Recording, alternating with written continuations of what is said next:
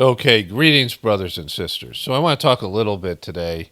I got a bunch of things to get to. I want to get to the DOGE thing or the Elon Musk stuff. I meant to cover my last video with him in the office. I want to get to this little Will Smith thing and a turbo cancer thing that happened with some celebrity. I don't know who it is.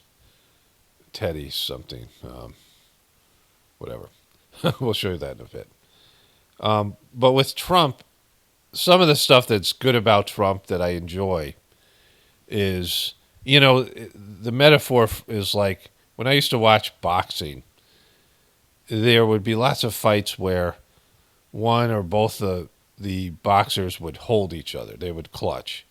And so no punches were being thrown, and they would just wrestle around and dance around in the ring, and people would boo, and there was no action. And it was just, one fighter, like people tried to do this with Mike Tyson, where they just try to clench and hold and stop any, they're getting their ass kicked kind of thing. Or both fighters would be tired, so these things. And so when you had the mixed martial arts come in, it kind of got rid of all that, because if there was wrestling, there were guys who were really good at wrestling or jiu-jitsu or whatever. And they would just, the other thing was when some guy would get hurt, they would do a standing 8 count, and they wouldn't let the guy finish him. And that was all made better by MMA. But the MMA was so violent, and guys were on the ground getting punched in the face, for like a minute. Like, it kind of made me, the violence of it. Like, it was everything that I wanted when I watched boxing. But then when I got it, I'm like, oh, this is kind of brutal. Like, it's just, and that's kind of how it's a metaphor for Trump. Because politicians, for the most part, don't want to do anything. They just want to keep their power for their own purposes. They don't want to vote on anything. They don't want to do anything that's going to come back and bite them in the ass later on. Because they can't make a decision about, they really aren't good at predicting what's going to work out and what's not. So they usually just want to do the least amount as possible. And Trump is doing the opposite of that. He's going full Trump, which in most scenarios I would like to see, just because it's, in terms of politics, it's boring because nothing ever happens. And Trump's making a lot of shit happen, right? But most of it isn't good, and a lot of it could be potentially disastrous. Case in point, Trump court victory, Fed buyouts okayed, so he can buy out these people, these salaries. And these are all people who just don't like him. And he's putting in people who just like him and firing everybody else. And some of these people who don't like him are doing a good job, I'm sure. We don't know because he doesn't know, and they're just going through and taking out all these positions. And maybe some of these positions are, like keeping us afloat. Like, people don't know in a bureaucracy, it's such a delicate balance of corruption and, all these things. There's some people that are just holding things together, and those people have now been basically bought out, and they're not part of the government. And I don't know them specifically, but I know they exist, because this thing is barely holding together right now, and Trump's taking a sledgehammer to it, which would be kind of funny, and it is funny, but it won't be funny when the shit hits the fan. Stunner, $80 million in FEMA pulled, and so they gave $80 million to New York, FEMA did, to house illegal immigrants, and Trump's pulled it back, which is kind of funny, but it's kind of fucked too, right? It's, anything FEMA money, all that stuff. GOP senator sounds the alarm. And so Trump is just doing shit, and, which would be okay if we had a strong country and everything was holding together. And he's also pissing people off in the world and scaring people. And, this is going to come back to bite us. It will. It's just funny now because he's doing shit, and it's like, well, things are happening, but some of the things are bad. And in a society, in a country, in a world, our civilization is like a card house. And so, so let's get into some of the things here. But some of them are good. Like I could say some of these things seem good, but, not all of them. And we don't know about the repercussions because Trump doesn't think about shit like that. He just goes full in, like he just goes full Trump. Palestinians from the West Bank. Are they going to be relocating too? What's your Well, position right on now, those? no, right now they're there, and I assume they want to remain there. It's different. They're there. It's never been like what we're talking about with the Gaza Strip. So they're going to continue there? You have no No, no, I had no plans. My Israel handlers haven't briefed me on that. My Israeli handlers haven't briefed me about the West Bank yet. We're just focused on the. They like to keep it simple with me because I tend to do impulsive shit, and we can't disturb both regions at the same time. So I have to make sure Israel gets the Gaza Strip before we deal with the West Bank. Mr. President, regarding the Consumer Financial Protection Bureau, Democrats, including Elizabeth Warren, have said that by freezing it, it's giving big banks and giant corporations the green light to scam Yeah, families. Your response? Pocahontas, the faker. Fake. That was set up to destroy people. She used that as her little personal agency to go around and destroy people. And she's a fake. Just like she said she was an Indian, and she wasn't an Indian. You have more Indian blood in you than she has. Have you been tested? Remember, he baited her into getting tested, and she had one 1/1600th Native American in her, and she was trying to celebrate. See, I'm right. And everyone was like, "No, like that's nothing." So this is like the Pocahontas thing.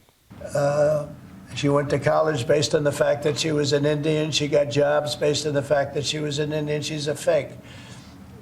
That was set up to destroy some very good people, and it worked. I mean, it worked. A lot of great people. I'll tell you, before I ever heard the term, people would come up to me in the Midwest and areas and say, "Sir, I'm being destroyed by them." They use that to destroy people. She's a nasty woman. She's a really nasty woman. That's what he calls women. He calls them nasty, like when he doesn't like them. I don't think I've ever heard him call a man nasty, but he says it to women all the time. You're nasty. Despite her phony beer commercial. Now, we did the right thing. That was a very important thing to get rid of. Can you confirm? And it was also a waste. I mean, number one, it was a bad group of people running it, but it was also a waste. If you looked at when she really ran it, wow, that was a vicious group of people. They really destroyed a lot of people. And you can confirm it's your goal is to have it totally eliminated, I the would agency? say, yeah, because we're trying to get rid of waste, fraud, and abuse. So like it's funny. It's funny, but like we don't know any of these things. Like Trump is his only criteria is that people who he's against, someone like Elizabeth Warren, that's her thing. Now, there's a lot of bullshit in government. There's a lot of waste and corruption, which we'll get into with Elon Musk. So I'm not, no one's denying that. But Trump's criteria isn't whether something's effective or not. It's whether people who he agrees with, people who he gets along with, are a part of it. And the people that his people, like bankers and people who are, people who need to be regulated, are his handlers. He did this during his first term. He reopened up all the derivatives market, and we know what happens, the 2008 economic collapse. And so when he deregulates everything, which he's going to do, he's going to get rid of government, which government sucks, which we all agree on, that the government's, all this stuff. But, there's parts of the government that are actually keeping things afloat because, again, it's a system that should have already collapsed. And so it's this delicate balance between the evil, beastly system and what keeps the beastly system going. Like everybody hates the beast until the beast is gone, right? Like everybody's got complaints about the beast because it's, it's not fair or it's, whatever it is, right? And everyone's got their complaints, but then when the beast's gone and then you're out there without a system, which is, the inevitable outcome of all this stuff, whether it's World War III, whatever the breakdown is when things go, when you remove these dysfunctional governments, look at what happened to countries. Go to Libya, go to Iraq and these places. What happened to Iran years ago? Iran, the mess that Iran is now, comes from them destroying the government, the Mossadegh government. When you take away a bad government, things get worse. When you have a revolution, things get worse. It's inevitable because a working system, even if it's really a shitty system, is better than chaos. And what Trump is going to invoke is chaos. This is the year of the chaos. So this happened. Which White House official made the decision to bar the AP reporter from the Oval Office and the diplomatic reception room last night? Well, first of all, let me just set the record straight. It is a privilege to cover this White House. This is fake Christian Barbie with their fake, cross. A privilege to be the White House press secretary. And nobody has the right to go into the Oval Office and ask the President of the United States questions. That's an invitation that is given. And there are hundreds of outlets on this campus, many of you in this room who don't have the privilege of being part of that pool every single day and part of the inner circle. Getting to ask the president questions. We reserve the right to decide who gets to go into the Oval Office, and you all have credentials to be here, including the Associated Press, who is in this briefing room today. But isn't it retaliatory in nature is the argument, because the reason that the AP was barred, which they said was because they're not using the phrase Gulf of America, they're using Gulf of Mexico. Now, I said this before, that Trump should have done this his first term. Like, he should have kicked out CNN and all these, because nobody really cares about going to those places for news. Now, he's not doing it like he should this term. Like, he could go just to independent journalists, but he also needs to be asked tough questions, which he won't be by, going to people who are, bloggers or, doing podcasts or whatever people are doing news on the internet, because he'll just handpick the people.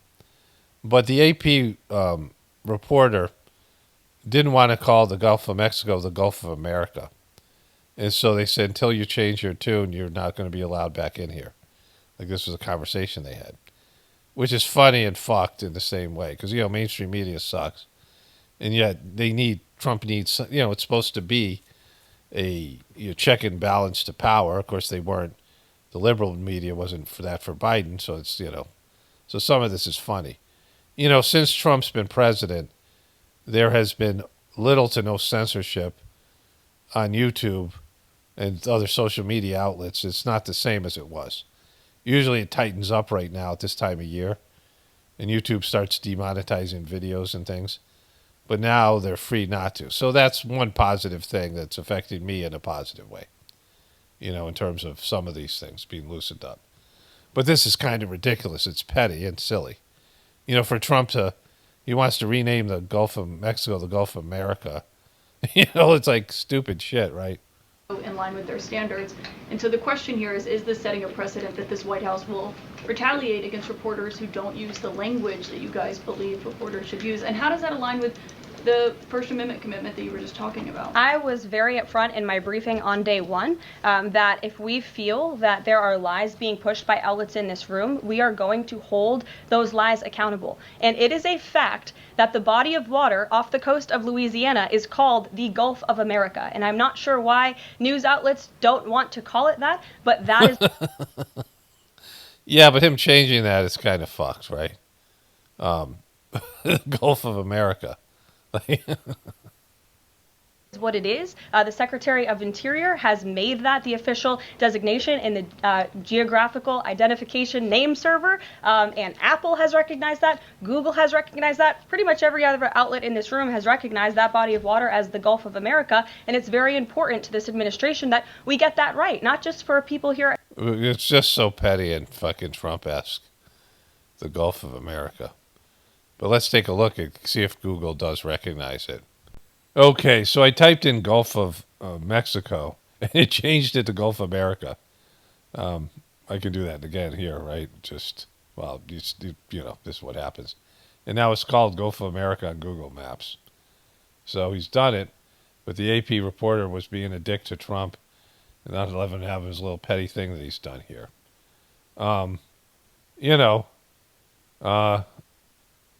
The America, it wasn't a Mexico win calling this the Gulf of Mexico. It wasn't a dick move to call this a Gulf of Mexico. Like, it's just what people knew it as. It wasn't like some anti-American thing. And so this is, petty Republican bullshit. It's kind of funny, but it's Trumpy and petty, right? There it is now, Gulf of America. And if you don't call it Gulf of America, you get banned from the White House briefing. Now, this is, a dick move. It's kind of interesting. I didn't realize how much.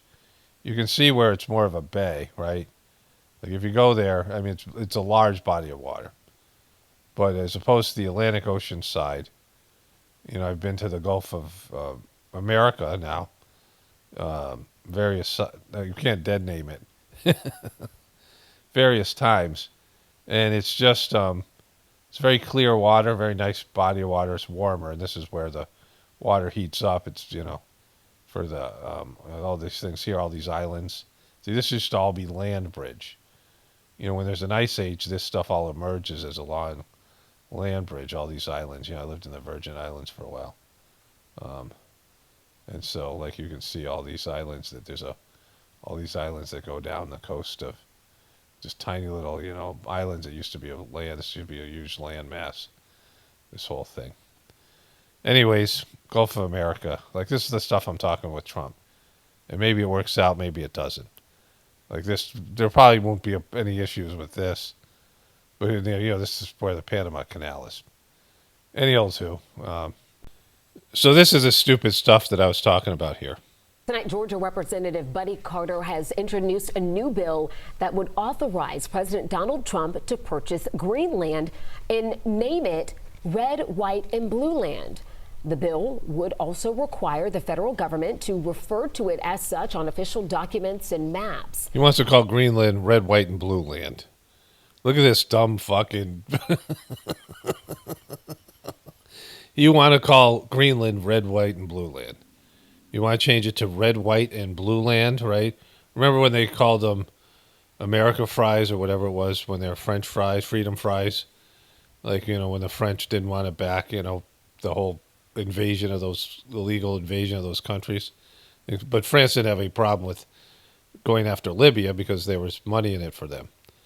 But, like, the whole thing's fucked. And I want to talk about this. This tend towards extremism. Representative Carter praised Mr. Trump for identifying the purchase as a national priority, calling it a monumental deal for the U.S. Yeah, okay. So you have to, it's owned by Denmark. Like, he just can't take it like he's taken the Gaza Strip. And, this is, there's not only, like, reaction from other world leaders and, there's whatever, whispers and chatter of, we got to take this motherfucker down, like things like that. There's also just the energetic aspect of it, right? The arrogance. Arrogance always gets slapped in the fucking face. Trump has been slapped in the face so much by his arrogance, and he just never gets the memo. Like, divine forces have, his bankruptcies, his, bad decision making, and he just keeps on doing the same stupid shit, like his whole adult life. Gulf of America, Canada, Greenland, Gaza, all these are very muscular foreign policy. How does this align with America first? Because it makes us bigger, stronger, and better, and more protective. We need Greenland because of national security, international security, world peace. And we'll have to do that. Let's buy California from Trump, Denmark's next big adventure. Danish citizens have launched a campaign to buy California. There's 5 million of them, and they've got $200,000. Seems a little overpriced. California is a wonderful state, though, beautiful, but, it's fucked. And so this is the kind of shit, right? Like, this is, all these things, right? Why California? Sunshine, glory, they have this whole thing going on there, right? So, this is just stupid shit. Like, it's stuff that, Trump is... Well, let me show you a few more things here. Are any officials here preparing to fight Democratic lawmakers in the streets? Absolutely not. So, some And of these... thanks for the question. Thanks for the question, you shill. Some elected Democrats are so steamed about DOGE. Congresswoman LaMonica McIver says, we are at war. Ilhan Omar says, we might actually see somebody get killed. And Chris Van Hollen says, we have to fight this. It's so horrible. Congress, we have to fight this in the streets. So, what now? And may I just point out, If you heard that type of violent, enticing rhetoric from our side of the aisle, from Republican leaders on Capitol Hill, I think there would be a lot more outrage in this room today. Are any officials? Okay. So let me just switch over to voiceover here. There's actually one more thing here. That again, time and time again. And then as you pointed out in your statement regarding the confirmation of Tulsi Gabbard, there was one Republican who voted against the nomination of Tulsi Gabbard. It was Senator Mitch McConnell.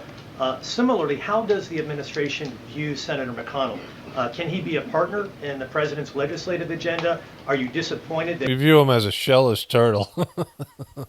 he voted against not only Tulsi Gabbard, but also Pete Hegseth to be the defense secretary? I think we're greatly disappointed in any Republican who chooses willfully to vote against the president's exceptionally qualified cabinet nominees and They're picks really qualified. You know their biggest qualification?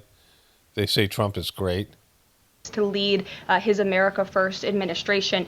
Not a single Democrat swayed from voting against President Biden's nominees, and we know how many of them turned out. They turned out to be atrocious at their jobs, leaving America much worse than they were when they took the oath of office. And so I've said it repeatedly from this podium. I addressed it at the beginning of my remarks. We expect all Republicans to vote to stay tough. Okay, so let's go to the voiceover here.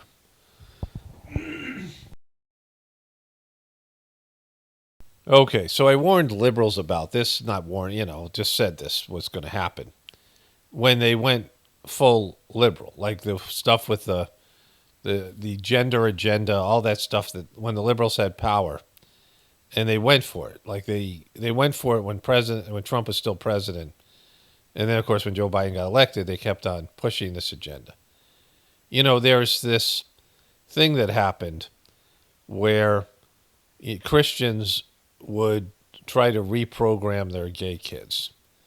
Their kids were gay, and they would bring them to these reprogramming centers and these things that didn't work, and conservative parents. And this movement was there in the gay community to kind of indicate that these kids were born gay, which is partially true. Like you see kids who were just born at a very young age, you can tell that they're gay, right? But then there's sexual abuse plays a role in it. Like I had one kid who was a client of mine, when I was working in this treatment center for sex offenders, and he was sexually abused by a boy when he was 5, like a 12-year-old kid, and he was attracted to men, and he said, "Do you think I'm attracted to men because I was sexually abused or because I was born this way or whatever?" And I don't know the answer. Like, I don't know. Like, the combination of the two, maybe, I don't know. Of course, I talk about some scars and all those things. But you can see there are kids who are just born either like girls who are more masculine and attracted to women, or, somewhere in between where there's, bisexual, these things. That thing has existed a very long time. There's something there, right?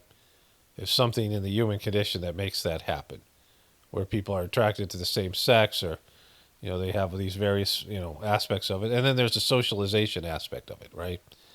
But they were told, the Christians and the right-wing people were told, you just got to accept these kids because they're born this way. And then when this movement got going, the transgender movement and the gender movement got going, they started to say everybody's a little bit gay. So they went from being born gay to everybody's gay, and it's actually normal to be gay. It's the new normal.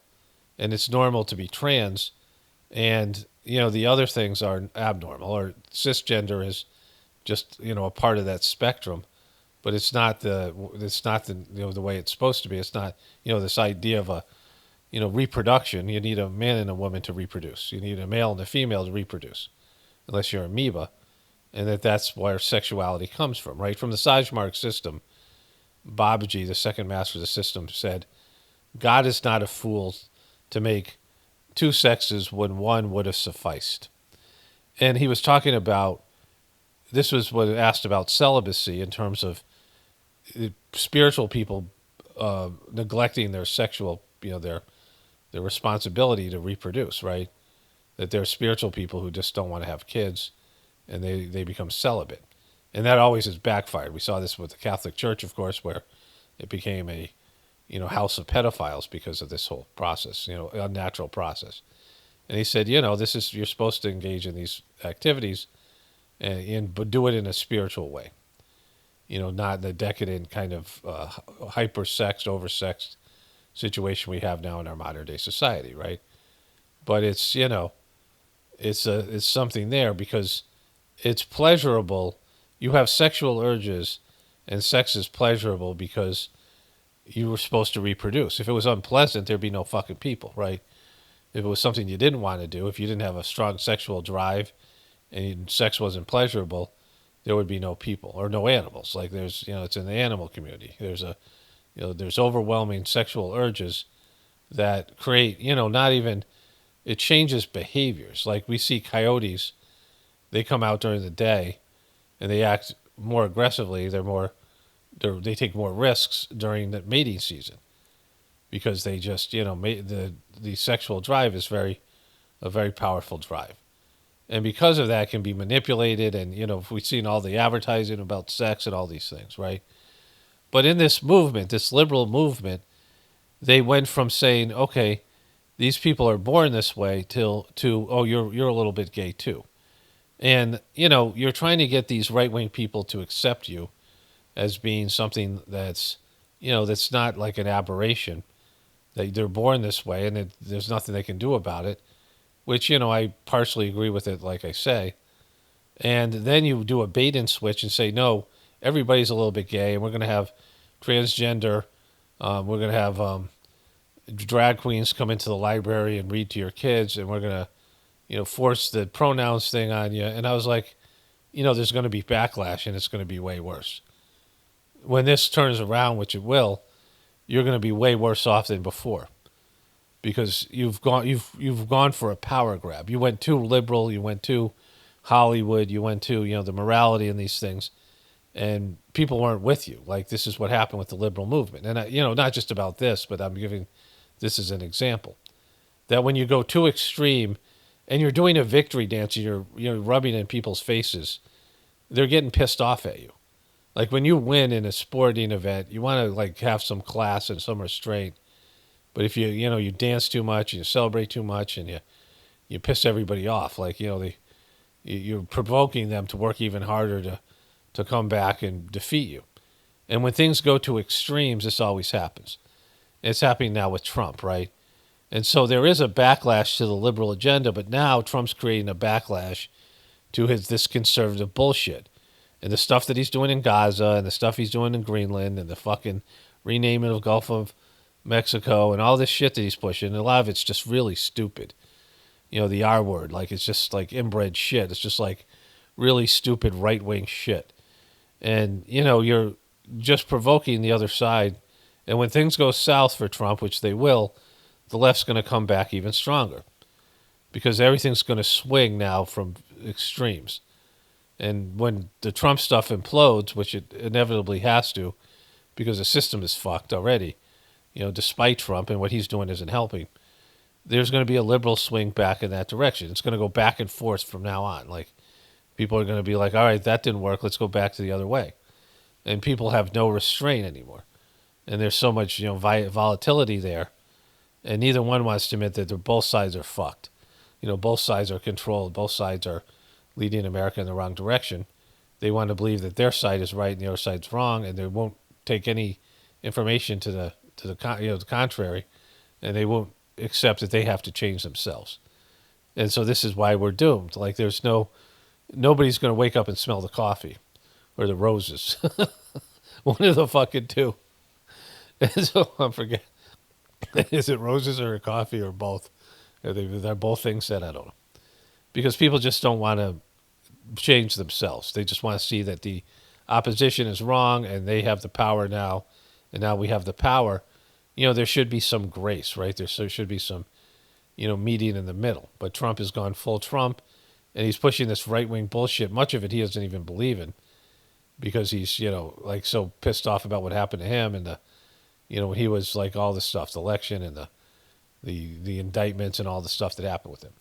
And so, there's bad will being increased, and people aren't going to care about, it's to the point where both sides feel like they would rather kill the other side and destroy America, this is what happens in divorces, really bad divorces, destroy America, than it is to save America and, eke some crow and, meet in the middle and, work something out, find some common ground. And so that's why America's fucked. And Trump's going full Trump, and all the Trumpers who are celebrating, this is a temporary situation where, like there's always going to be right-wing people and left-wing people, where the people in the middle are hoping that Trump will do better than Biden. And when that isn't the case, they're going to shift back to the left, and there'll be like a, hyper left-wing agenda, and everything will come back come even more forcefully. And so this is where, America's at war, and you got to have some sense, or it's going to turn into civil wars are the worst. Bad divorces are the worst, because you know so much about each other, and all of it. Like the breaking up of a love relationship is the worst thing. And so that's what's happening here. And the right-wing people just don't see it. They're, red, white, and blue land. Like, how stupid are you? Like, what are you, like, it's just some lowbrow crap. Like, you don't realize how dumb you look. You're going to call Greenland red, white, and blue land? You're going to fucking do that? Like, that's going to be the name of a country? Take a left at red, white, and blue land.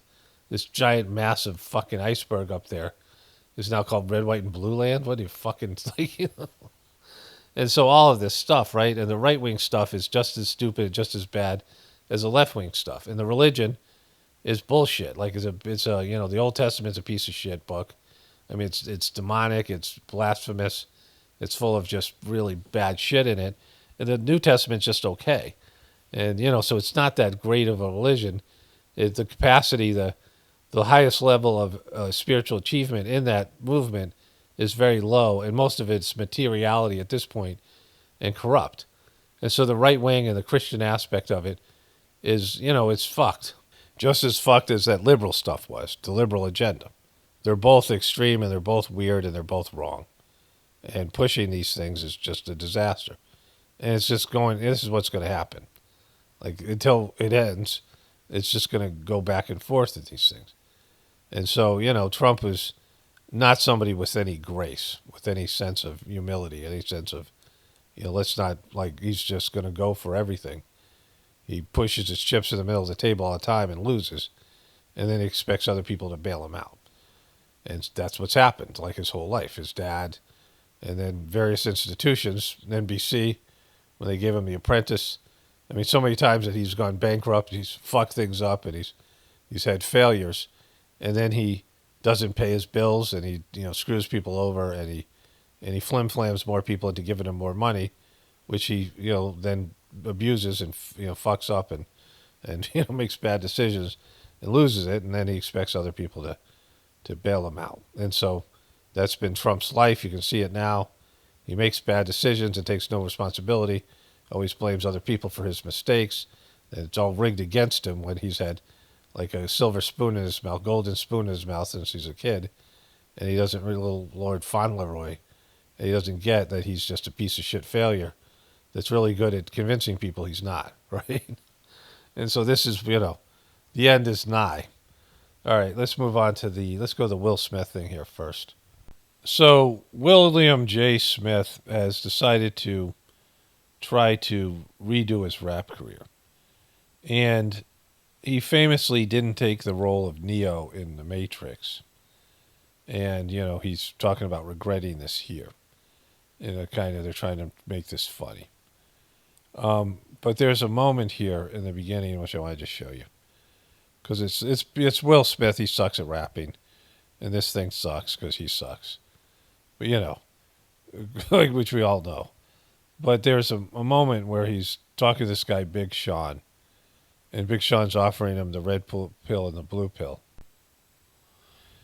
So he's offered the choice between everything staying the same with the blue pill, and the red pill, he gets to go back and star in The Matrix.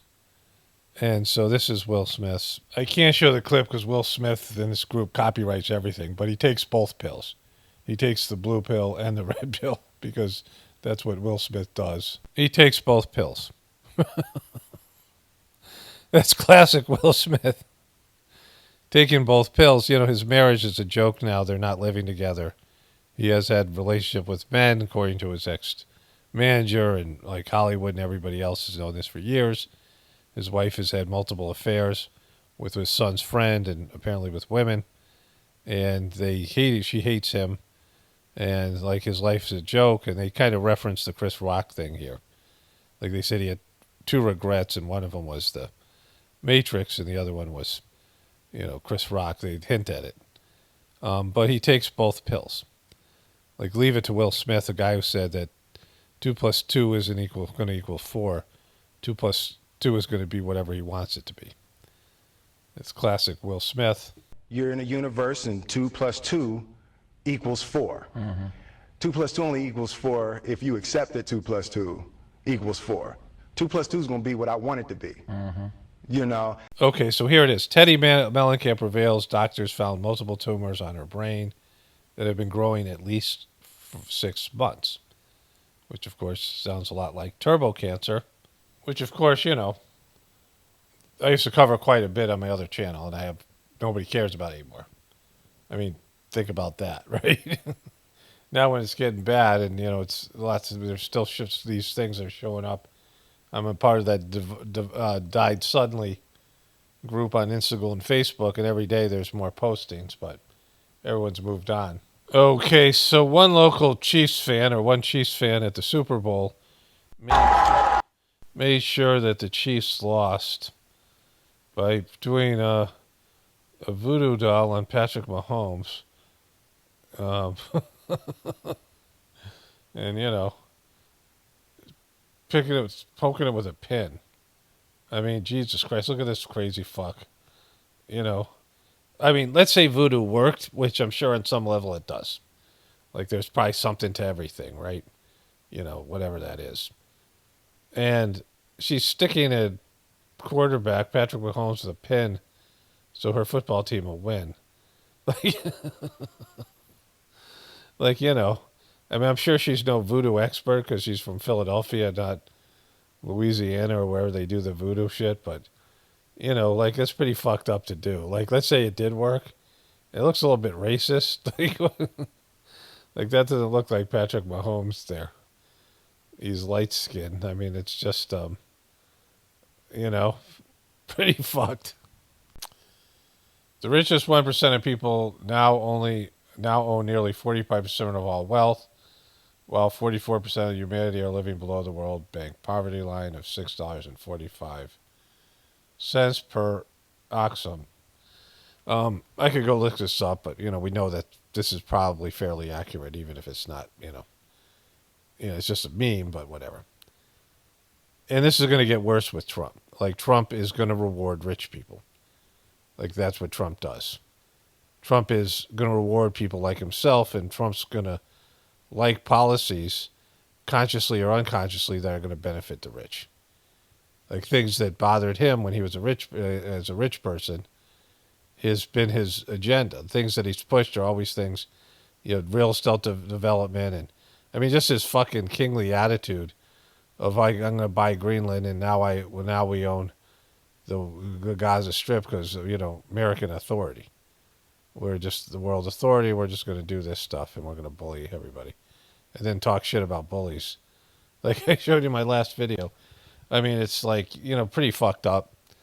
Like you just not that Biden wasn't, right. So like we're just fucked. Okay, so somebody in Pennsylvania, maybe Amish people, maybe German Baptists or Mennonites or something. People wear hats. Lost their emu, or they're trying to help with it. And so I saw this in real life. There it goes struggling by. My family, when we were first farm, we were driving, and there was a guy trying. He had like a little Toyota, those little Toyota pickup trucks. He was trying to wrestle his emu back into the truck, and it knew him. Like the emu kind of would let him approach, but wouldn't let him get it back. And I'm like, how's he going to get that thing home? Like, it's just like, I mean, maybe put on a leash or something. You're going to strangle the thing, And so if your emo gets out, you're pretty much fucked because they're really fast and they can just jump over fences and whatever it is. But that happened. Okay, so the best part of a Trump administration is the liberal media melting down. And I hadn't seen it so far. Kennedy just got confirmed, I believe. I'll get into that. I want to do a little piece of that before we get into the Elon Musk thing. And I'll probably do more of that in the next video. But I want to talk a little bit about that here in terms of all of this stuff.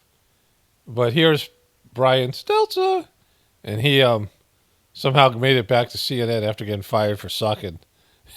But they're like, all right, we're just going to lean into the sucking and bring Biden Stelter back. The president wants people to obey. He wants people to use the words he chooses. He wants people to fall in line. And if they don't, they lose their access. Okay, so this is he's made this into a law. Like he's made this into a reality. It's now the Gulf of America. He changed the fucking name, right? Just like when Kanye changed his name to Ye, or all of those men who transitioned to women changed their names from Dottie to Doris, something you might look into, bro. Brian to Brianna, like just think about it. People change their names and it's supposed to be honored. And this is a legal changing of the name. Like this is being honored by Google and fucking all the rest of them. Like not that I'm endorsing what Trump did, but this is, like a little bit of being a kind of little whiny little boop. They're not allowed to be in the company of the president. Notably, in the last 2 days, when the AP reporters have been blocked, in one case, I'm told physically blocked from entering the Oval Office. Physically, look at this for Republican dudes. Oh, what's happening, Brian? Brian, what's up, Brian? The photographer was still allowed in, the AP photographer, right? Because the president still wants his photo taken. Pictures, just he wants the pictures, but not the words. This is a First Amendment violation, and I expect in the next few days the AP will file suit. And they have a very strong case in court. This is yet another example where they got all the heavy hitters here. Courts will be the recourse for presidential action. Brian, what are the other media outlets doing? Right now, they're still showing up. They're still asking questions. But that's right. The Correspondents Association has condemned this and called it unacceptable. I think you're suggesting maybe reporters should, skip the briefing? Should band together because, Nobody would miss you. Like they wouldn't. I mean, the old people watch your show. People wouldn't be able to get their Geritol commercials and shit. Or they would. They just need to have different content. Like, it wouldn't hurt Trump. I mean, in any real way. Like, he likes a lot of attention. The slippery slope, reporter barred from Oval Office, Oval over Gulf of America clash. Bully manages to bully one. He's not going to stop at one. I don't think this is as emotional. And you're just the frickin' just the common sense wisdom, the street sense of this, the street smarts of this brilliant View sometimes co-host. Are making it out to be, take away the hysteria for a moment. First off, Trump doesn't need. Who's being hysterical? So watch this. Who's being hysterical? So this is gonna implode here, where they're all gonna start talking at once. I don't think this is as emotional as you're making it out to be. Take away the hysteria for a moment. First off, Trump doesn't need. Who's AP being to hysterical? Both of you. Trump doesn't need, first of all, AP. You to obviously take don't his know what a photographs. hysterical and a Navarro is I like. just believe it comes down to Trump put out an executive you order. don't want the old me. There was an executive order. He changed the name legally to Gulf of America. They're United States based.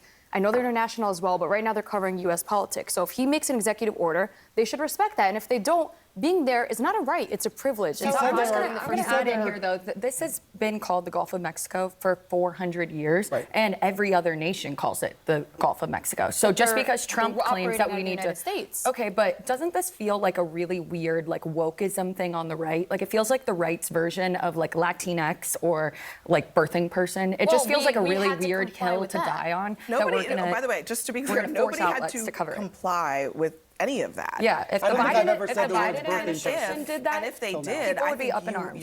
They're all talking. Nobody, by the way, just to be clear, nobody had. That this girl right here makes a good point. That this is just the crap that the left tried to pull, which I said. It's a good point because it's something I said earlier here. Like it's the same mistake. But watch them all fall apart. Because she must be a right-wing person. There's another right-wing person there. And they just, it falls apart here. And it just feels like a really weird hill to die on. Nobody, by the way, just to be clear, nobody had to comply with any of that. Yeah, if the Biden administration did that, and if they did, I would be up in arms. Heads would be exploding at this table. They should call it they should adopt the They're just talking over each other. Can't hear shit anybody's saying. Method. Just have a little symbol called The Gulf, formerly known as the Gulf of Mexico, which should now be called whatever the hell. But there's a much broader. The Gulf of whatever the hell he wants. But there's a much broader danger. Boom. The comedy that comes out of Ana Navarro. I mean, she just brings it. Today it's the Gulf of Mexico or the Gulf of America. Tomorrow, what is it? The president says there's only two genders in this world. We all know transgender people. What happens when the AP reports on transgender Americans? What happens when CNN or ABC or the New York Times? Okay, but you guys were censoring us for saying anything different than that, right? Like we couldn't say there was only two genders, and we would be you get community guidelines or demonetization of videos or whatever platform was doing these kind of censoring.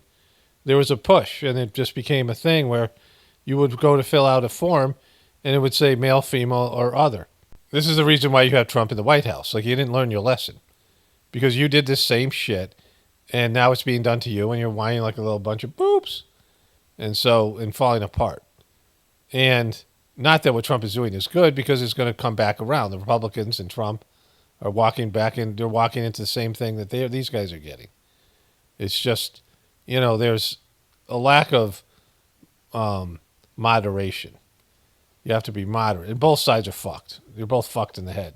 Okay, are those the next what outlets if to I be believe punished? that there's two genders, and then Biden tells me that there's 73? I don't comply with that. Yeah, but the Biden administration isn't barring Fox News from covering press conferences. Right, he's not going to ban you. Okay, he didn't do the press conference stuff, but Fox News wasn't saying shit like that. And it was different than naming a place. Trump legally renamed a place. In America, it's known as this. And so that's reality, right? And if you're somewhere else and you're searching it, maybe Google says something else. Who knows? It doesn't matter. The whole thing's fucking silly. But this is where you're going with all these things, right? And Trump isn't stopping there. This is your reality because you elected a senile fuck and didn't produce a real candidate. Like a legitimate, authentic candidate, someone who just didn't read these, various types of, recite these various types of talking points and politically correct speech that Kamala Harris did. And so, it's just falling apart here. Okay, let me show you this. I have to refresh it. Watch this. Yep. Associated Press, Senate to vote on vaccine skeptic RFK Jr.'s bid. Right? Vaccine skeptic. I mean, they're to become nation's health secretary. They're calling him a vaccine skeptic, not a lawyer, not, a part. I mean, this is this is completely fucked. So this is where he's confirmed live. RFK Jr. confirmed as Trump's health secretary. So I saw a thing with Dana Bash. I was eating lunch with Dana Bash and Callie Means. So I want to show you that clip, a clip of it, and I'll hopefully get the whole piece tomorrow or later today for my video tomorrow. And we'll see how that, I unfortunately I didn't record while I was watching it, and I switched to another channel, then I went back to it thinking maybe I want to save it, and it was a whole thing. So I missed my opportunity. But RFK Jr. has been confirmed, which is, to me, batshit crazy. It's unbelievable. It's, they're giving Trump everything. And of course, it's the Republicans that confirmed him, so it's the fact that they, Kennedy was the one that I thought they wouldn't get because Big Pharma. Big Pharma would be against it, but he must have made a deal with Big Pharma. Something's going on. Big Pharma didn't prevent it because Big Pharma owns a number of these motherfucker Republicans, right? All of them. And so, we'll see how it all shakes out. If there's any widespread changes, we'll see. I'm all for things if they happen, but I won't be surprised if they don't. The way that the Trump administration is proceeding is to loosen the reins of the way government regulates clean air, clean water. So why are you so confident that they will be the opposite when it comes to the food industry? This is not Bloomberg, Michelle Obama, nanny state, soda taxes. You've got foundational conflicts of interest in our scientific guidelines. So there's a very conservative point there that's not ideological and not against conservative principles, that we should just have accurate science. And then number two is we should stop subsidizing bad things. And I know that many people on the left watching that can't stand Bobby Kennedy and stand President Trump, I know they resonate with something that's happening. I know they resonate that there's a strain that we're touching on childhood chronic disease. And I would just urge them, there's a mass opportunity in society to support the Trump administration on this sector. So this is Casey Means. Callie and Casey Means. This is Callie. Casey's his sister. And they say stuff that makes sense, and they're very polished. You know, they're Ivy League graduates, very intelligent people. They grew up in Washington, D.C. with parents who, pushed for success and being a part of the beast. She became a doctor. He became a lobbyist.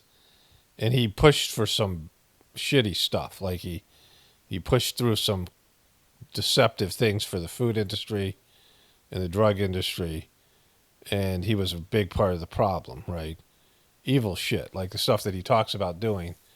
Deceptive things, using the tobacco industry, did research on how to make foods addictive, and he was a part of that, and getting Coke on food stamps and things like this, right?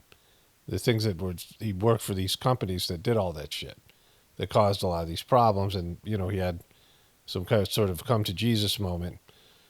Apparently, his sister had it. She quit being a doctor. And they rose to internet fame through being on the Tucker Carlson show and the Joe Rogan show. And what they said on these shows, and they eventually became, what they said on these shows was, aligned with what we believe in, right? Most of us, the food issues and these other things.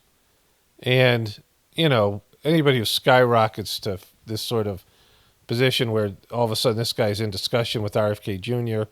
and Trump, and in the room and they're having discussions about the food stuff, and then talking about on Joe Rogan is always, you need to be somewhat suspicious about. But only in the sense that it doesn't matter anyway, right? Like I said about when RFK Jr. first was running for president, if we voted for him and he won, and he turned out to be just a piece of shit shill like everybody else, well, that would just, what difference does it make? There's no difference between him and Joe Biden and Trump, right? Like this is, But when someone ends up on CNN now being a commentator to Dana Bash and this whole stuff with RFK Jr. and these things, like what he says here is true. There's lots of liberal moms out there that know the food is horrible and know their kids are suffering from it. And they might tend to agree with RFK Jr. will be afraid to admit it because of some of the other things, right? I hope to find this whole piece, and, I didn't watch it from the beginning. I hope they put it up on YouTube. If they do, I'll show it to you tomorrow. I wanted to say one more thing about this. So my belief, when people would say what I do here is black-pilled, I was commenting on this yesterday. I just took a power nap. Like I must be really tired because I took a frickin' nap and a half. I don't know how long I was sleeping, but I was gone. I woke up and I could barely, it was one of those things where it took me a while just so I could start doing this again. Sitting up in my bed and talking. And so, I was like, wow, must have been tired. When people say that I'm black-pilled, and I don't believe in that title, it comes from two places, right? So my experience in life and doing what I do here and my meditation and the Saj Marg masters of the system and this guy Babaji Ramchandra, who said in these Whispers of the Brighter World messages and before that in Reality at Dawn that there was a plan in place, that humanity had gone awry and there had been contingencies, and coming from these beings that administer the spiritual, they overlook the divine process that is creation, right? That, keeping it on track, because we have freedom of choice, and the freedom of choice is mostly about how we accept or what we do with the things that happen in our lives, like what our reaction is to them. And if we're grateful for them all, and we look at everything coming from God and everything that we're doing as being a part of God, then everything goes smoothly. But people don't do that. Like, we don't come close to doing that. Even the most saintly people don't do that. And so there's all this deviation that we see in human mistakes and human, deprivation that's happened. And so there needed to be a correction. And, I believe that for a couple of reasons. One, I experienced the transmission that was given, the spiritual energy, and it was like the, most profound thing that ever happened to me. And the only thing that I felt was real.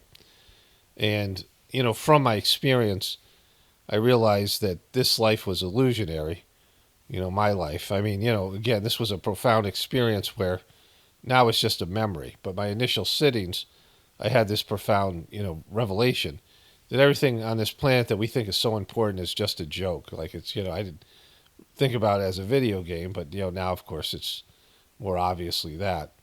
Everything's a joke. And the real reason we're here is a spiritual reason. Like I felt the reason that we're here. And I had this deep laugh, like came from my soul, like this amazing, feeling that I had. And then I read these books and everything made sense. And my experience, everything in my experience since then, doing what I do here, I can see that humanity is completely fucked, that our system's fucked. Everything is, and you look at all the different aspects of it, economically. I mean, first of all, morally and ethically. And then just how human beings are. Like we're going in the wrong direction. You look at the kids today and they're just so much worse than we were, and we're so much worse than our grandparents were, and then, all the way down the line. Like people are weaker and weaker. And, less and less adaptive, less and less, we're not as multifaceted. We're more specialized in our jobs and our understanding of life. And so everything that I see is that we've gone in the wrong direction. And most people agree with that. Most people agree this is idiocracy. The leaders we have are worse. Our vocabulary words are less. Our ability to understand things is, we have better stuff. We have cool gadgets. We have cool, the devices for communication and, the cell phone and the internet and, everything's evolved. Our systems, our heating system, all the computer stuff.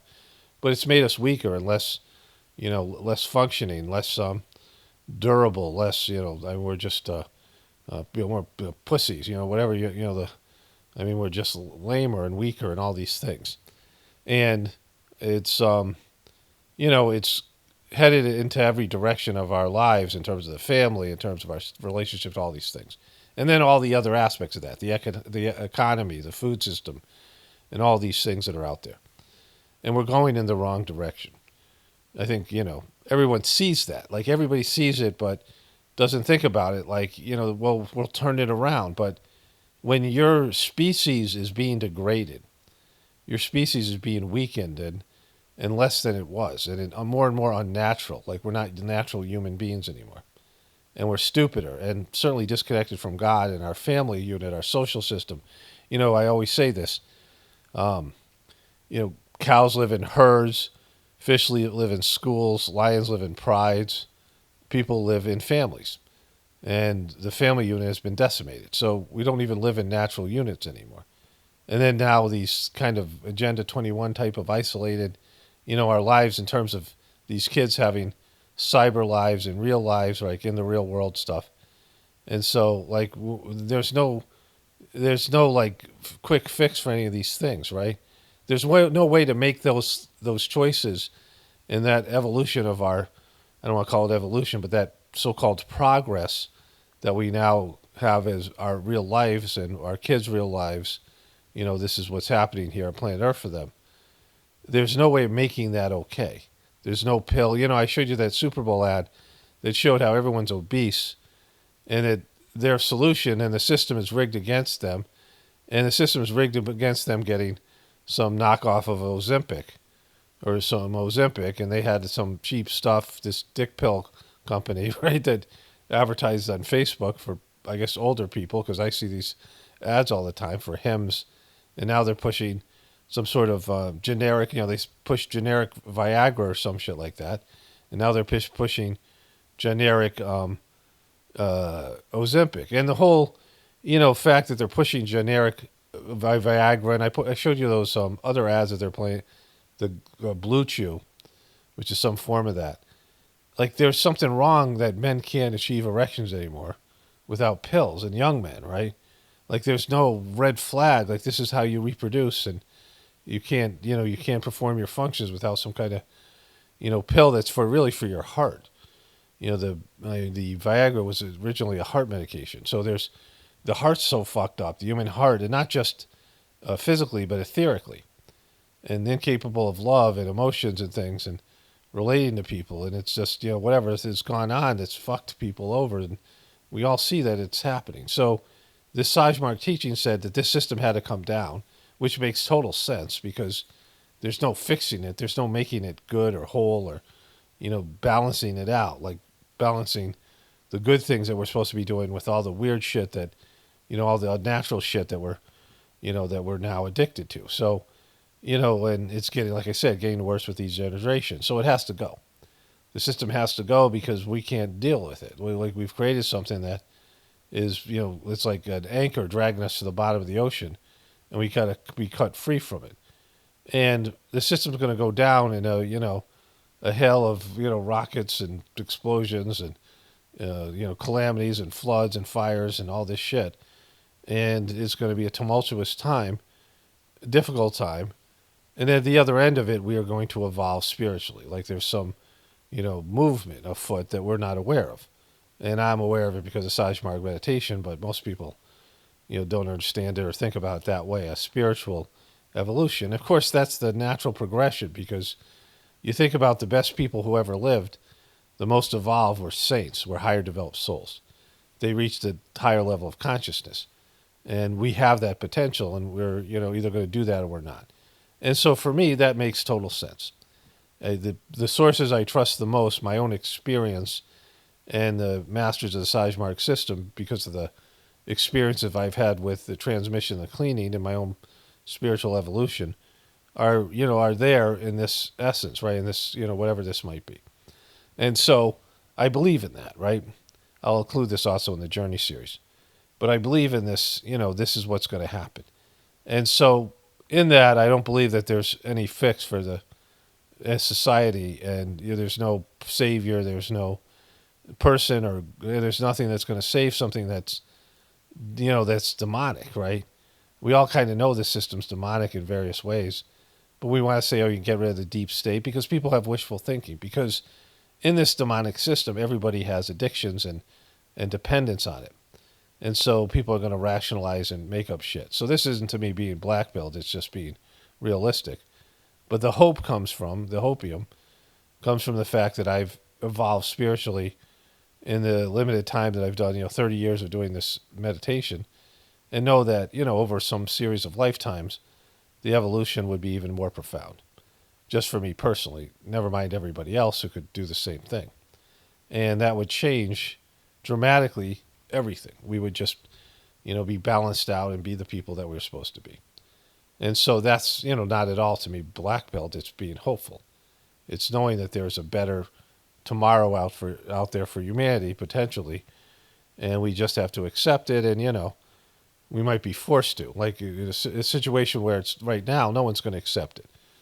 I've seen it over and over again. Even the people who love the Sajmark meditation, even people who have become spiritual and saints and higher developed souls, they hit a ceiling and then they crapped out because it's the material world is so alluring and it's hard to break free from the illusion. But under circumstances under the current circumstances is not ideal because of the materialism and the system is so enticing. But under different circumstances in a post-apocalyptic situation, and people are just needing to connect to God to survive and get through a day and being overwhelmed. And when you get into that state where things are just so bad, you can't do anything but throw your hands up and like weep and you just can't bear it, right? You can't bear life. Everyone gets into those points. I had a recent point where I just didn't. I'm like, what do I do with this, right?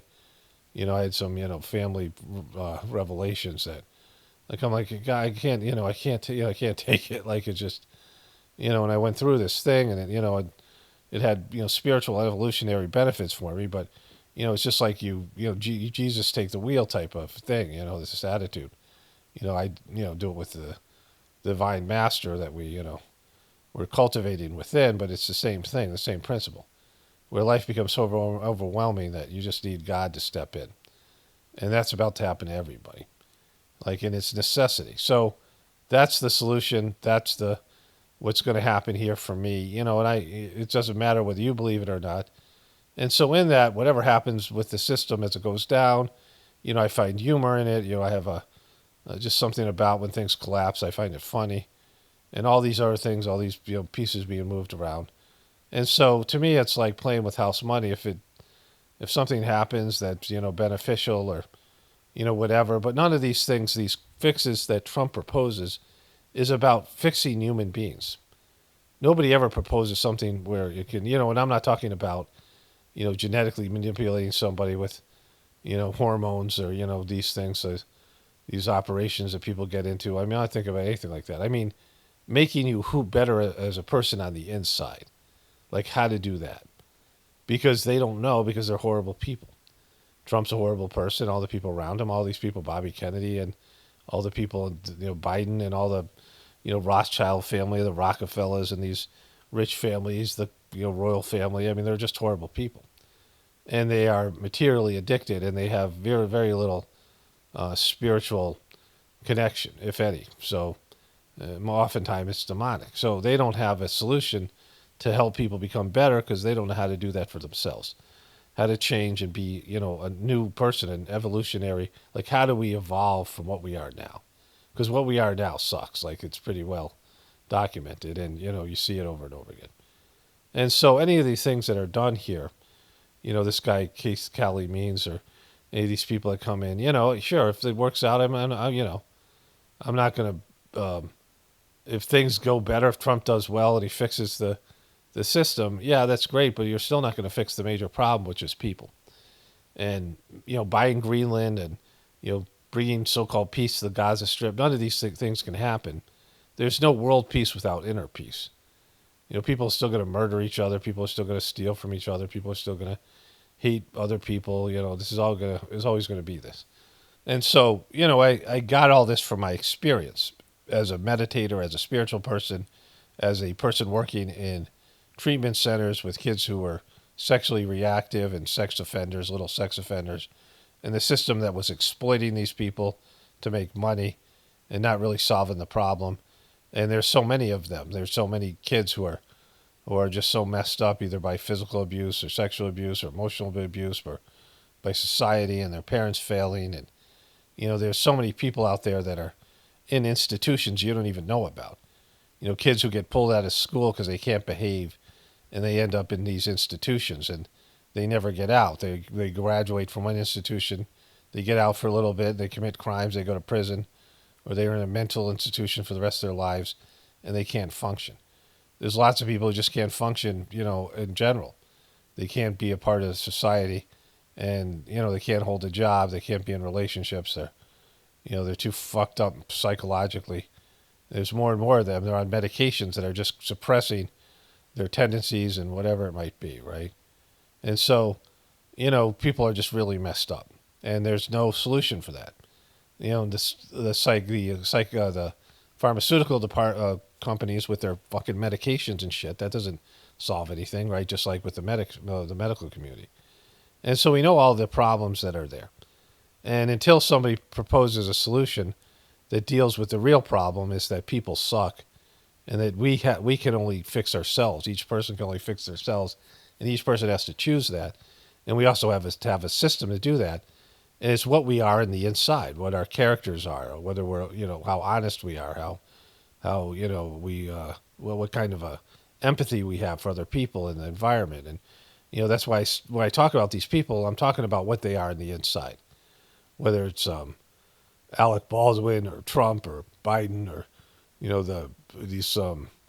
the fake Christian Barbie, it's what you are in the inside. Like, what kind of person are you?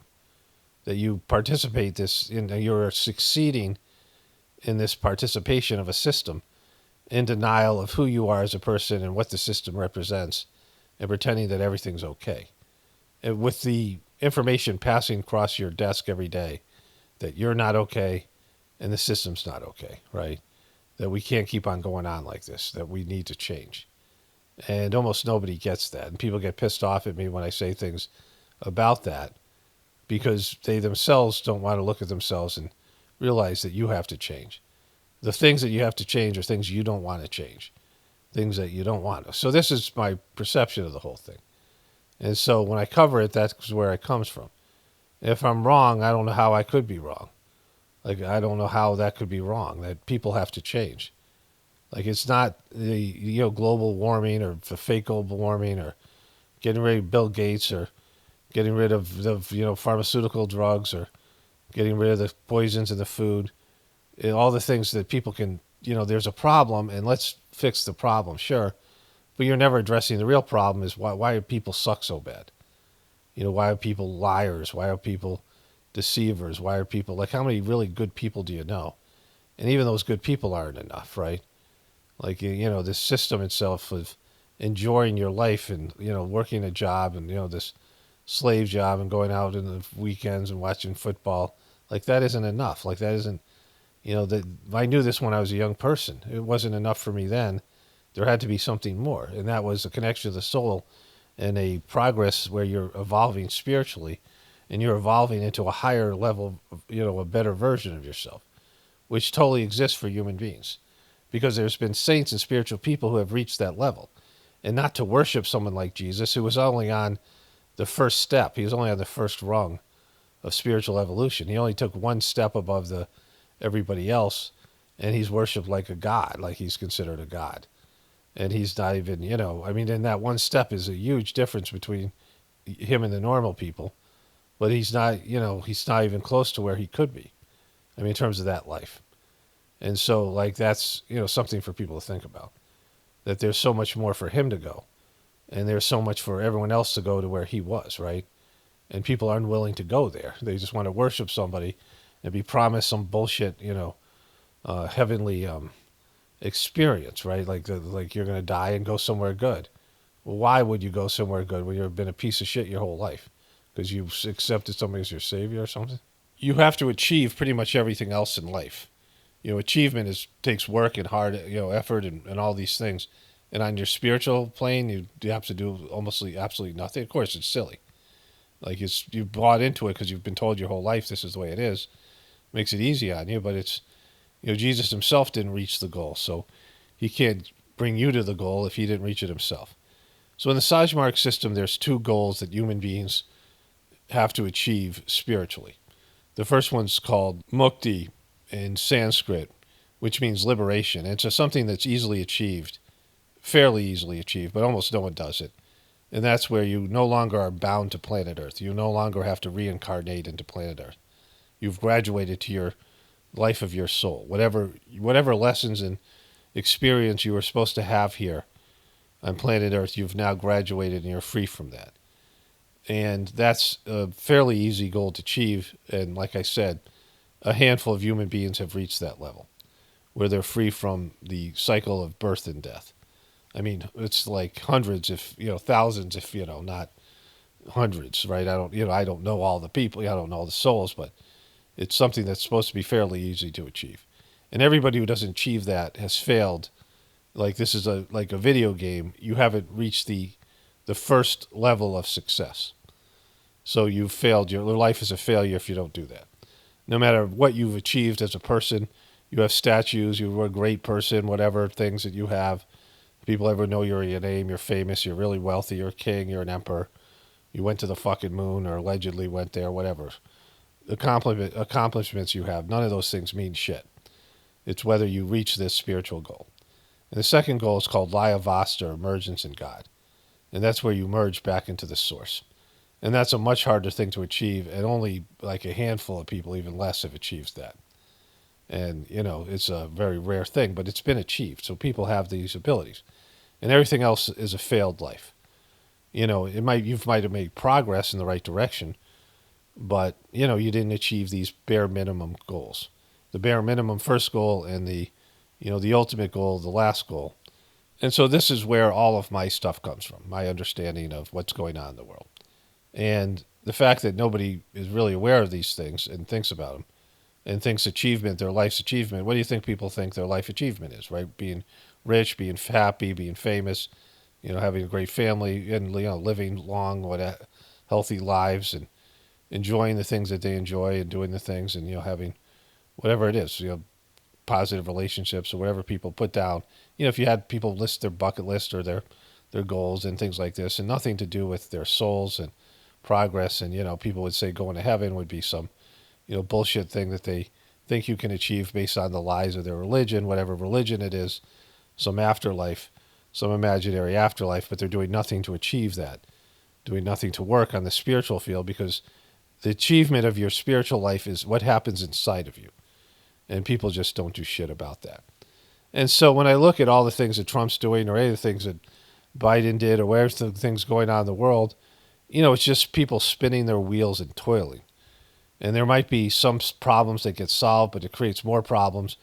And no one ever addressed the initial problem, which is people are not good. Like, people are not natural. And even if they were natural, like the Native American people, they were not evolving spiritually. That's one of the reasons their population, their culture got absorbed. The Aboriginal cultures, they were much better than us in terms of being in tune with nature. They were more respectful of nature and each other. They were much more natural human beings, but they weren't moving forward spiritually. They weren't evolving. They weren't coming close to reaching either of these two goals, where the first one, which is liberation. They were just, coming in life after life and incarnating back on this planet and, not changing at all. And that's been the case for all the cultures around the world. And so there's an opportunity here, perhaps, given, you don't have the experience I have, but if what I've experienced is accurate, which, it's my experience, and the knowledge that's there, and the whatever, there's a possibility for people to get better. And I've experienced that, within my own spiritual journey, and I've seen other people get better, and that is whatever it is. And so people either do that or they don't. And if they don't, there's going to be no happy ending, whatever happens to the human population. Like, this is we're either going to go up or be erased. We're either going to succeed, with this last push here, whatever's been going on for hundreds of thousands of years, and we don't evolve and go to a higher level, then we're a failed experiment and it'll be wiped out. Human beings will no longer exist in this form, and they'll try something else, the evolutionary forces, the divine forces that manage the universe. And so, the going down, the collapse of the system is inevitable. It's what we do with it afterwards that's important. And building pockets of the future, that's what the title of this channel is about that. And, it's not, there's a blueprint for it, but not one that, you have to absorb internally. It's a spiritual blueprint, a spiritual template, and people have to get it from there. And so whenever these people come up and people say, well, this person's a shill or that person, they're all shills, right? If you're not working to evolve spiritually, you're a part of the problem. And that's pretty much everybody. And even the people working to evolve spiritually, people who are on the spiritual path, who have a relationship with the divinity within them and are cultivating a relationship with their soul, we are struggling. Like, we're not great. I know lots of people who are on the spiritual path, and, we're not killing it, right? But at least we're, heading in the right direction. Anyways, I thought I would say that here. Let's go to the stuff with Elon Musk. Okay, so I have one more thing to add to this. The reason Trump and RFK Jr. and, whatever, Joe Biden ran on saving the soul of America. So, Kamala Harris, similar. Why is that message resonating with people? Because we know we need to be saved, right? So the liberals, we need to be saved from the Republicans and Donald Trump and the Democrats. And we need to evolve into this other, non-binary, whatever the fuck they believe in, right? This whole, various groups. And Donald Trump, let's make America great again. Let's save America. Let's save the world. And this is what's being sold to people because they know we're fucked, right? They know we're heading over the cliff. But you really think that the guy from The Apprentice, that Donald Trump, when Donald Trump was on The Apprentice and was being a businessman, did anybody go, "Look, that guy's going to save the world"? No, nobody said that. Like the people who knew him certainly wouldn't say that. The people who were around him and people saw him on The Apprentice, no one would say that. He wasn't going to save the world because he's a businessman. You think politicians are going to save the world? Politicians don't save the world, right? Politicians are the people that, Jesus had to, they're the ones who killed Jesus, right? Politicians and the religious leaders, even religions. The religious leaders and the politicians conspired to kill Jesus and other saints.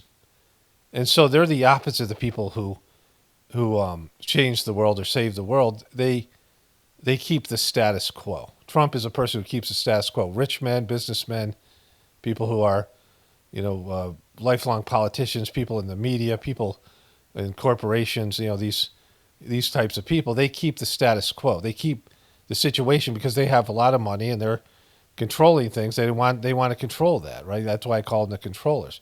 They don't change shit. They don't save anything. They don't fix anything. They keep people who would be able to fix the system and systems out there, for not only materially but spiritually. They keep saints down. They keep inventors down. They keep anything that's going to, take wrestle control out of their bony little fingers, right? And so these people aren't going to say. Why would you think politicians could possibly save somebody? When in the history of the world has politics ever saved anybody? Think about it. If you know anything about the history of politics and kings and these people, when has they've ever saved a system? Whenever they have changed the world? When have they ever done anything but keep good people down, keep righteous people down? They don't have relationship with gods. These people don't answer to God. They don't have relationships with divinity. They just keep people down. That's what they do. They keep people under their thumb, and they stop people who are of evolved saints. Look at all the saints that have been murdered by these people. So they don't change anything. What are you talking about? They're no change in anything. Donald Trump isn't going to change something. He's going to keep the status quo for him and people like him.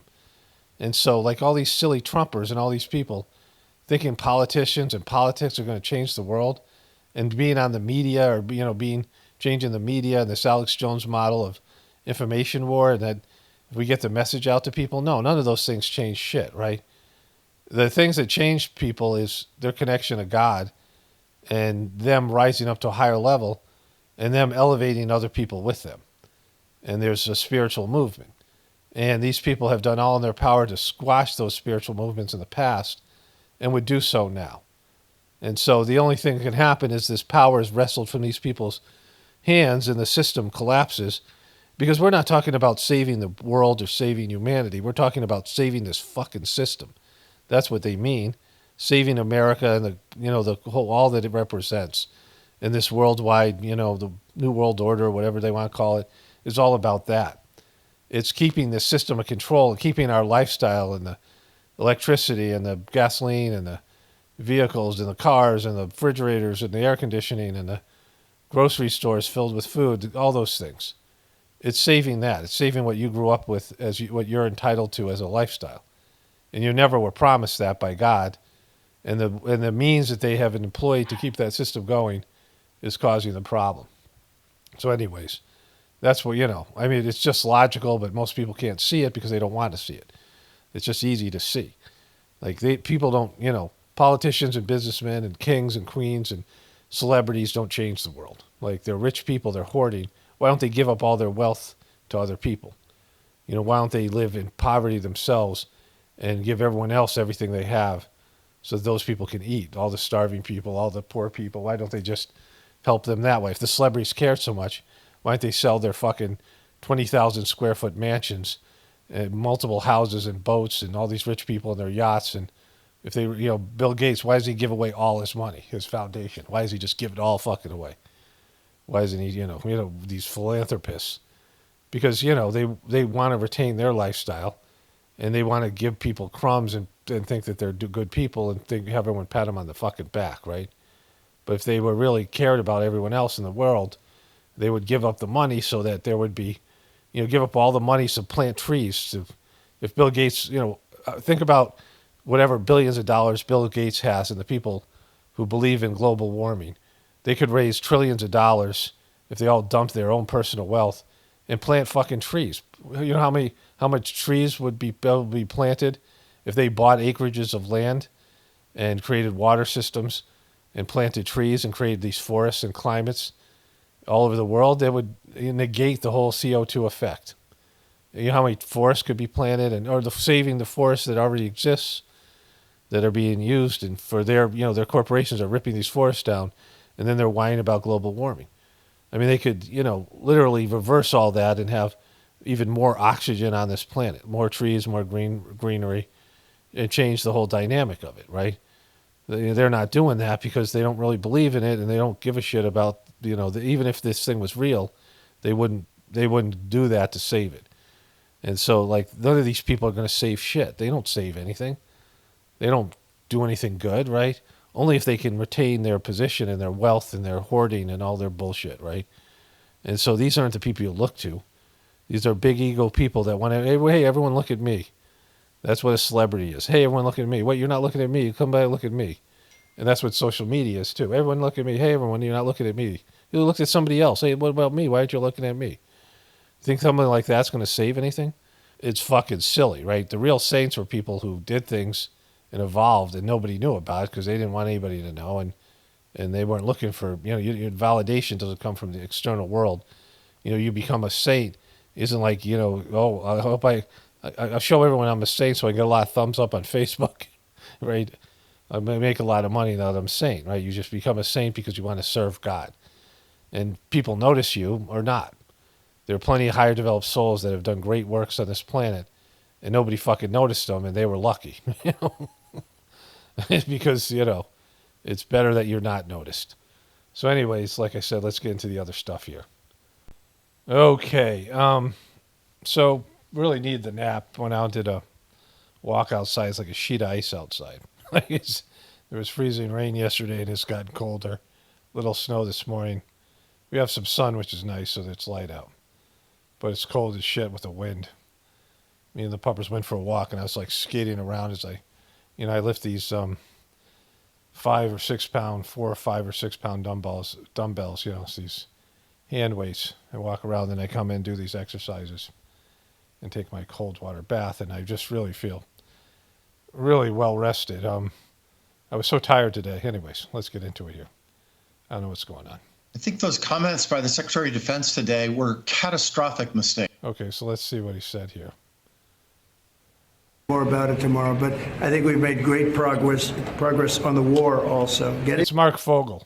The war. I want to get the war ended. Involved in any peacekeeping missions there, that the return to Ukraine's 2014 borders is, quote, unrealistic, and with NATO membership looking unlikely. How do you see the Trump administration handling potential negotiations to end this war? I think those comments by the Secretary of Defense today were catastrophic mistakes. You don't give away the things you're negotiating before you begin to negotiate. Why is he telling the Ukrainians they need to give up territory? That should happen if it needs to happen, and tragically maybe it does, but that should happen. It totally has to happen. The Ukrainians are they just got their asses kicked because Joe Biden set them up, right? And they have they just, the amount of soldiers, the American press is not covering this the way it should be. I mean, whatever damage is done to Russia, Ukraine has just got its ass handed to it. And they're, going against the Trump administration that's going to be cutting them off. And so they have no choice but to concede NATO and whatever territories the Russians are going to claim, right? So at the negotiating table, not before the negotiations begin. Likewise, Ukraine's membership into NATO. First of all, Putin shouldn't be able to negotiate that or not. He's not a member of NATO. But even if you wanted to negotiate that, do that within the context of a negotiation. What are the Ukrainians getting from these? They're getting no more money from us. They're getting, whatever they got, whatever happened with Joe Biden, whatever money laundering, whatever bullshit happened. The rich people in Ukraine got paid. The poor people died. And now they're going to have to give up stuff. And they were never going to have NATO because that's what the whole war was about. Russia did not want to have them be a part of NATO because it meant the Ukrainians could bully them, which they weren't going to have, right? these concessions. They're getting nothing. I've negotiated with the Russians, and I can tell you, you give them anything, they pocket it, and then they ask for more. So I honestly do not understand this strategy. We should not negotiate ahead of ourselves with ourselves before we sit with we're not the Ukrainians. See, Pete Hegseth is just saying, you guys better get your shit together because we're going to cut you off, and the Russians aren't going to give you shit, and Biden fucked you guys over, right? That's not that I agree with Pete Hegseth or saying he's good, but that's the reality of the situation, right? Russians. And of course, the Ukrainians need to be sitting at the table when we are negotiating about the future of their country. We should not be doing it without them present at the table. Stay with me. I want to go back to Peter Alexander, who has some new reporting. Peter? Yeah, that's right. This is from my colleague, NBC's senior White House correspondent Garrett Haake, speaking to an American official who now confirms that the Trump administration is releasing a man by the name of Alexander Vinnick. Okay, so whatever that bullshit is. These hostages exchange. But, this is the reality. This war has got to come to an end. Trump said so. And the Russians aren't going to give in on shit because they don't have to, right? Because they know Trump doesn't want to spend more money on this thing. And Trump wants to look like a hero and get rid of the war. And Americans don't want any more war. Americans don't give a shit about the Ukrainians. Americans can take down all their yellow and blue flags and all these people that are supporting the shit. It was that Joe Biden had a relationship with the Ukraine, his son did, and they got paid. There was money laundering going on there and other bullshit, which, now has come to an end. Okay. Okay. Let's watch this guy here. One of the few people to see how President Trump and President Putin interact when the camera. My source tonight is one of the few people to see how President Trump and President Putin interact when the cameras aren't necessarily around. Ambassador John Bolton was Trump's national security advisor. So this porn stash, sad sack motherfucker, he is a Fox News guy, the biggest neocon, the biggest warmonger, a hard-on for, war with Iran. And now he's a CNN regular because him and Trump got into it. Like, this is what Trump's created, these bizarre relationships. Liz Cheney and the Democrats and John Bolton and CNN, right? In his first term, and it's great to have you here, Ambassador, because you've previously said that you believe Putin sees Trump as what you described as an easy mark. You were there for their first meeting in Helsinki. What are your expectations for this one? Well, I don't have any expectations anymore. I think we know exactly what's going to happen. President Trump has effectively surrendered to Putin before the negotiations have even begun. The positions... That's not the art of the deal, John. What are you talking about? He's an art of the deal. That Defense Secretary Hegseth announced in Brussels, which I'm sure I'd be stunned if Trump didn't convey them directly to Putin in their phone call, constitute terms of a settlement that could have been written in the Kremlin. Maybe they were written in the Kremlin and got out in propaganda channels. But it's a complete reversal of the U.S. and NATO position on a number of issues. For example, up until today, the official American position was that Ukraine should be returned to full sovereignty and territorial integrity. That's gone. Yeah, see, that's what happens when you get your ass kicked in a war. And that the war was pushed on you by American administration, Joe Biden, that, and a bunch of war hawks in your country and not the Ukrainian people. And like if Biden said Ukraine's going to join NATO, Russia wouldn't have gone to war with them. He provoked that fucking thing. They lost, and now you're fucked, right? Ukraine is fucked because America fucked them. And the Russians didn't, America did. And, with full knowledge that they were probably going to be out of office in 4 years. Joe Biden wasn't going to be president in 4 years. Who knows what Kamala Harris would have done if she had somehow won.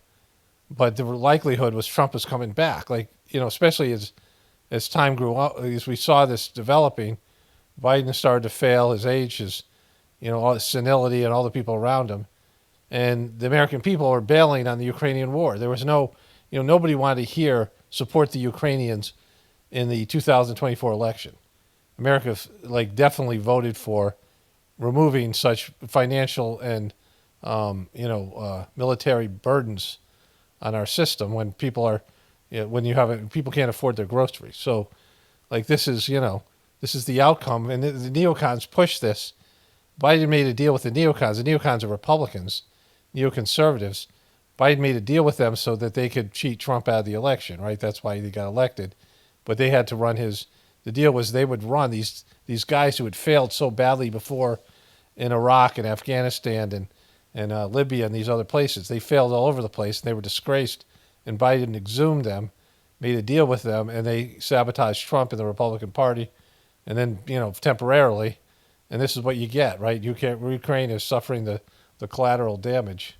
The question of NATO membership as far back as 2008 had been that ultimately Ukraine would become a NATO member. That doesn't look like that's around anymore either. Yeah, of course not, because there's never going to let it happen. It's why we wouldn't let missiles be put out in the coast of Cuba. If they were a NATO member, America would put missiles on the border of the Ukraine. And then there's World War III. It would inevitably be there. And so, Trump is going to start World War III through Israel, not the Ukraine. Biden was going to start through the Ukraine. Either way, this is happening. And this guy's just a piece of shit. The people of this country are being violated because all of our privacy is being taken up by... Okay, so this is Elon Musk. Whenever I turn on X, or Twitter, as it should be called, they recommend something from him, and he recommended this. Elon Musk and Trump, and we don't know what all they have on us. We don't know what all they have on us. The people of... Oops. So, poor choice of words. It's finally here. Train is gone. So thank you very much. We had a busy day today. The king just left, and I thought the king was here, bro. Now, first of all, he's got like 11 kids. This one might be the one named X. I don't know. Maybe that's from years ago. The one that he named with just letters and numbers and then had to change it. And, he doesn't spend time with his kids. I mean, he's running around doing Trump shit and Tesla shit. He's got so many kids and so many ex-wives. So he brings his kid in as a fucking prop. This is a prop, right? Because he's got the Make America Great Again black MAGA hat on and his fucking goofy, suit jacket with a T-shirt. And, Saturday Night Live, which sucks, is going to right now writing a sketch where this is going to happen.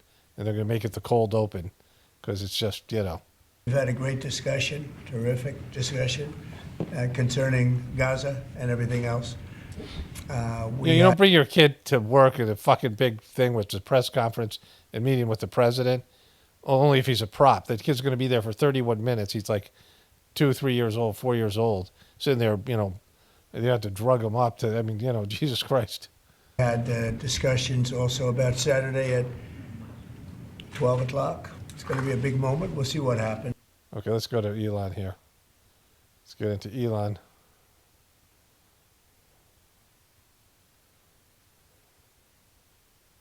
I'll ask Elon Musk to say a few words, and we'll take some questions. Elon, go ahead.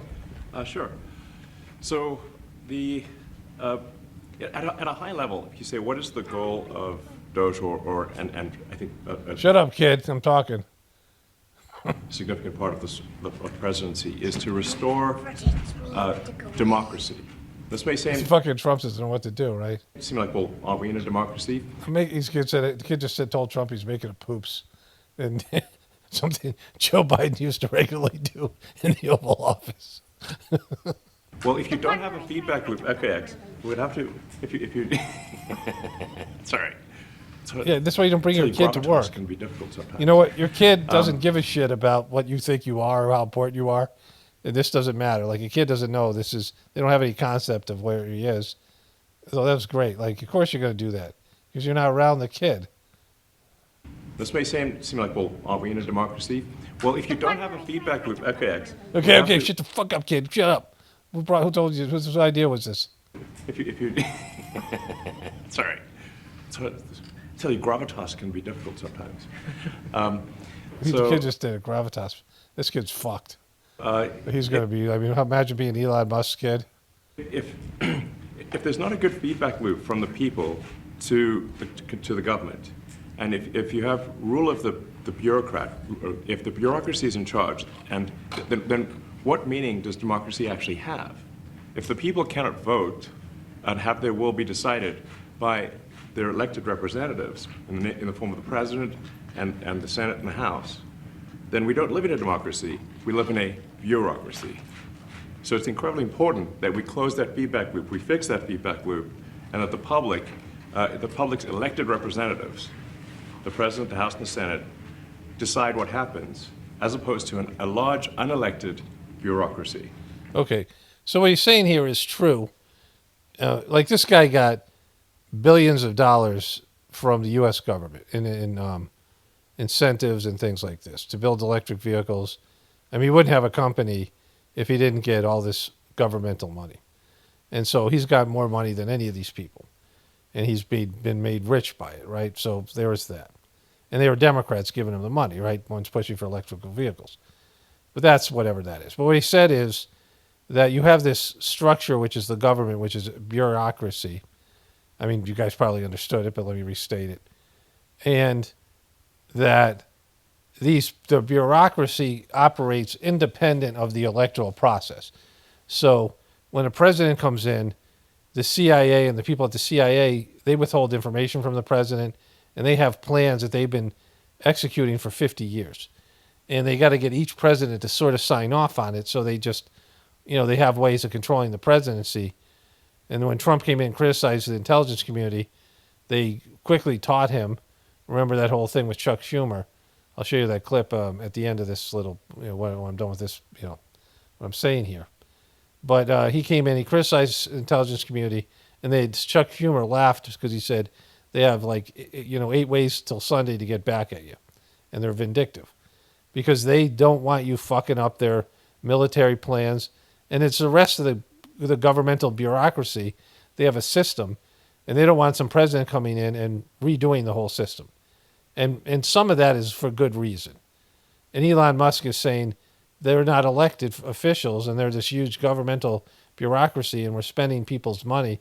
And when they elect somebody, they should trust that the people coming in can come in and fire people and change all these things to get rid of these institutions, the Department of Education or whatever he wants to get rid of, which sounds good, but let's see what happens when they do that, right? Because there's going to be effects, and the effects aren't going to all be good, and some of them might be disastrous. We haven't seen it done before, and so let's see what happens. But, these guys aren't trustworthy. They're businessmen. They don't make good decisions, and they have an agenda, and the agenda is driven by people like Trump's agenda is driven by people who like him. But let's show you that Chuck Schumer clip here where he says 6 weeks till Sunday. You take on the intelligence community, they have 6 ways from Sunday at getting back at you. Back at you. Back at you. Back at you. This is not to say that there aren't there are good people who are in the federal bureaucracy, but you can't have an autonomous federal bureaucracy. You have to have one that is responsive to the people. That's the whole point of a democracy. Democracies don't work because people suck and don't know shit, right? What I said earlier. And the reason that people are leaders is because they are smarter, or they have something that makes them stand out amongst the other people, right? People who are leaders have qualities that make them stand out. And usually it's smarter, or sometimes it's who they know and they're connected to. But the idea is that there are people who are more evolved. There's people who are just, better at certain things and, hopefully leadership. I mean, that's the way it should work. It doesn't work that way. But the idea that people can choose for themselves is silly. When you let the people who don't know shit run if you put everything to a vote, America would crumble within, weeks. If you voted on every issue, everything that government did, everything that, the intelligence community did, everything that the bureaucracy did, if you put it to a vote, like on social media, you put it on Twitter, and you had everybody vote on it and vote on all these issues, America would crumble because people make bad decisions, right? They're into things like Taylor Swift, for example, or any number of celebrity stuff, or, stupid shit. So people don't know how to, manage themselves. They can't even run their own lives. So how are they going to figure out how to run the government? And if you looked at if you looked at the founders today and said, what do you think of the way things have turned out? Well, we have this unelected. Yeah, but are you going to get rid of the standing military? Because the founders didn't believe in having a standing military. We have, in terms of modern day history, we have the greatest standing military of all time, and the Constitution said we shouldn't have that. That we should have a militia. where men would be called up to fight, in certain circumstances. But now we have one of the biggest standing military-industrial complex. You ain't getting rid of that shit, right? They'll get rid of all the other stuff, but they won't get rid of that. Fourth unconstitutional branch of government, which is the bureaucracy, which has, in a lot of ways, currently more power than any elected representative. And this is not something that people want, and it's not. It does not match the will of the people. So it's just something we've got to fix. And then we've also got to address the deficit. So we've got a $2 trillion deficit, and if we don't do something about this deficit, the country's going bankrupt. I mean, it's really astounding that the interest payments alone on the national debt exceed the Defense Department budget, which is shocking because we spend a lot of money on defense. Yeah, it's exactly. You're going to do something about that. So let's show you that real quick here. Okay, so one of my viewers tipped me off to this. This is the DOGE clock right here. Somebody let a comment, I don't know if you know this already, very apologetic comment, and you don't need to because I had no idea. I don't know things unless you guys tell me because, unless I see it, I don't watch other truthers and these things. And so if something like this happens, unless one of you guys tell me, I'm probably not going to figure it out or my wife tells me or something. But anyways, they have a DOGE clock, and it seems to be on 91 million, is that? What do we got? 100,000 millions, 91 billion. So, okay, pretty good. They've trimmed off 90 billion of the deficit, 91 billion. But this is still fucking clicking, right? We're over $36 trillion. It's going to be 38 by the end of this coming year, maybe 40, depending on, what they do. So, the DOGE thing's a good idea, and yeah, that needs to happen. We still have all these unfunded liabilities down here. 28 million for Social Security, 43 trillion for Medicare, and 226 trillion unfunded liabilities. It used to be only 180. What's this 666 bullshit down here?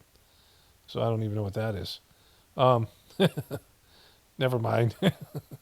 And we have $5 trillion in tax revenues, which is, that's more than we've had in the past. It's usually been around 4. And so the U.S. gross domestic product, $29 trillion, which is great, but it's still less than this. And, this is not net profits, and the tax is only $5 trillion. This isn't going to happen, right? They're not going to trim the defense budget. And like he said, the interest is already more than the defense budget. So there's no way, they can't even pay down the interest on this. I mean, what's the interest every year on this? It's, a couple $1 trillion. And this is all spent, the $5 trillion in taxes, that's all spent. Nothing goes to this. And so, yeah, this is great, 91 billion, but it ain't that's not going to put a dent into this. And so, yeah, great, address the deficit. But you can't really do it because it's too far gone. The interest is beyond what we could pay. When you get in revolving debt, you only pay the interest. But if we were paying the interest, it wouldn't be accruing here, right? It would be going into black. It would be, it would be subtracting instead of, okay, ready. Here comes another $1 million right now. Ready? It's at 800,000 here. It's at 900,000. Boop. It's just fucking another $1 million. That was a big one. That was a triple dinger there. And so, every once in a while, this thing goes here. This one here will go at 40. See if we can see if I can catch that moment. Jesus Christ, how could I do that? But, get some more of those dingers where multiple digits are flip over. So anyways, there's the DOGE clock. That's what he's talking about here. And, there's nothing that we can do about it. The debt is, there's just defaulting on the debt is all we can do. But, and if that just keeps going, we're essentially going to bankrupt the country. So there's a bunch of staffers jumping around and sticking their tongues out and, making faces, trying to keep this kid occupied. They should turn the camera around. What I really want to say is, it's not optional for us to reduce the federal expenses. It's essential. It's essential for America to remain solvent as a country, and it's essential for America to have the resources necessary to provide things to its citizens and not simply be servicing vast amounts of debt. And also, could you mention some of the things that your team has found, some of the crazy numbers, including the woman that walked away with about 30 million, right. etc. Well, we do find it sort of rather odd that you know, there are quite a few people in the bureaucracy who have ostensibly a salary of a few $100,000, but somehow manage to accrue tens of millions of dollars in net worth while they are in that position. It's crazy. Sounds like Nancy Pelosi and them. Like, it's crazy how all these people who have these governmental jobs and elected officials end up accruing all this wealth. You know, this happened in India when I was there. When I first got to India for an extended trip with my family in 2012, I think it was, or 13, the second time we came. So we stayed for like 3 years. And there's a woman, she used to be a Bollywood star. And she became a politician. And she was, you know, maybe not Bollywood because she was Tamil. You know, they have these different places. Bollywood's more the north. But anyway, she was in movies. She sang and danced in movies, and she was heavy set now.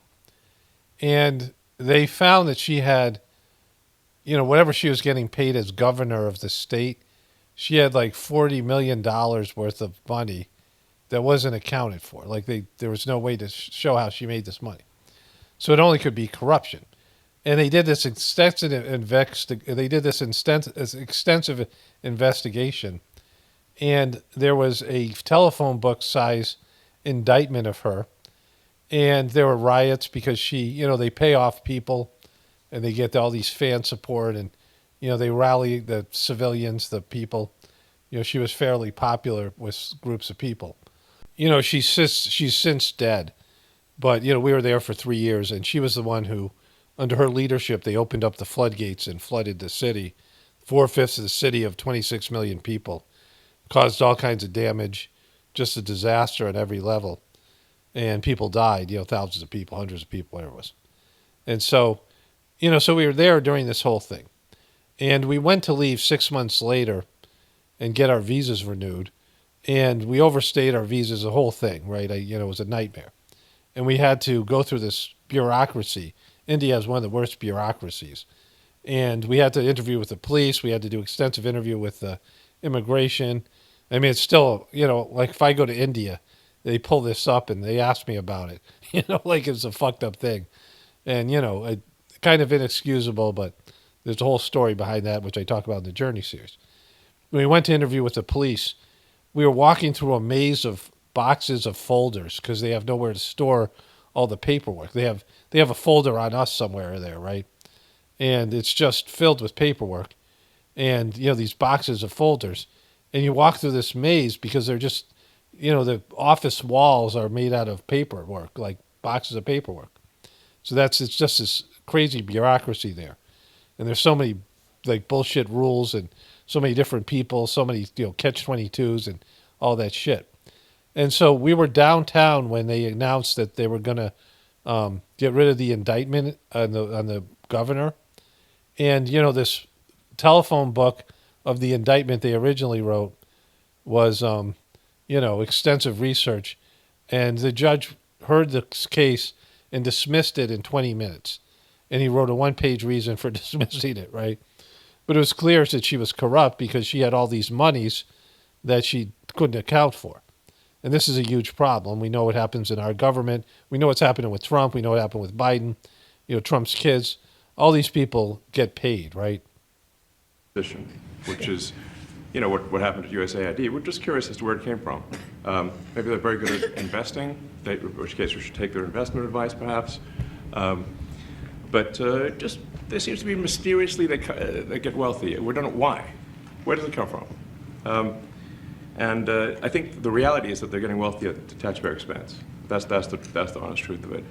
So, you know, we're looking at, say, well, we just if you look at say Treasury, for example, basic controls that should be in place, that are in place in any company, such as making sure that any given payment has a payment categorization code, that there is a comment field that describes the payment, and that if a payment is on the do not pay list, that you don't actually pay it.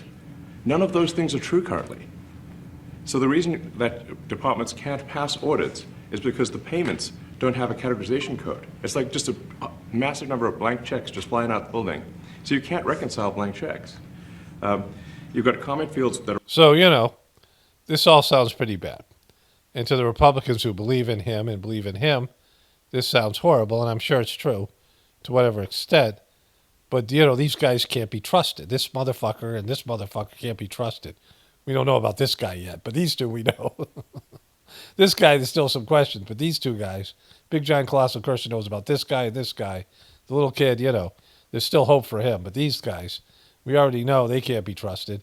And I'm not saying they should do nothing, but, we'll see what happens. Like, there's going to be results in 4 years, 2 years, even, more, maybe even sooner than that, and things will start happening or not happening, and we'll see, what happens when they gut the bureaucracy. And so I'm not saying don't do it, because who gives a shit? Like I said before, the system's coming down one way or another. So this is at least interesting. But, don't believe that this is going to solve anything or change anything. And the debt is still going to be accruing at the end of this thing. We'll revisit that, and I'll show you that the debt is just grown and will continue to grow, because there's no way, if the interest payments are more than our military budget's $1.7 trillion a year. So if we're paying over $1 trillion in interest every year, we can't even pay $1 trillion of interest debt. Like, we can't just pay on the interest. So how are we going to pay on the debt, right? It's this credit card where you can only make the minimum payment, and the debt just keeps on accruing. Like, there's only one way to get out of that, and that's to default on the debt in one way or another, or cut everything. So, and we're not even talking about in the debt.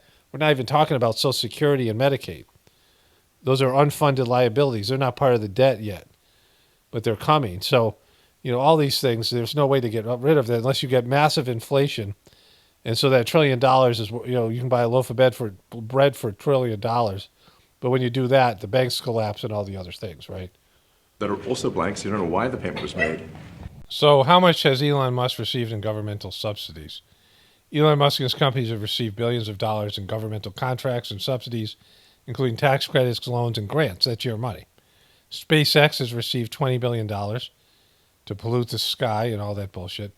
Tesla has received $2.8 billion, $465 billion loans from the Department of Energy, $5 billion in tax breaks, other subsidies that are here, right? So, he's $25-30 billion of subsidies, right?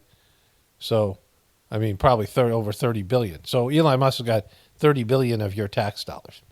And these people, whatever they've done or not done, which is, they didn't get $30 billion, right? And, he's built these companies because of it. And he's taken that money and become, one of the wealthiest men in the world, right? And so, that just has to be considered, right? Like, if anybody's an evil Bond villain, it's Elon Musk. And then we've got this truly absurd, a do not pay list, which can take up to a year for an organization to get on a do not pay list. And this, we're talking about terrorist organizations, we're talking about known fraudsters, known aspects of waste, known things that do not match any congressional appropriation, can take up to a year to get on the list. And even once on the list is not used. It's mind-blowing. So what we're talking about here, we're really just talking about adding common sense controls that should be present. He's doing this water sign. He's got to drop it down to be the water sign. It's what Trump does all the time, right? And so, what's that guy's name? Huxley. Not Aldous Huxley. That's the guy who wrote Brave New World. But the guy, whatever that guy was known as the wickedest man, that English guy. I'll think of his name as we move forward here. But this is, he defines this now.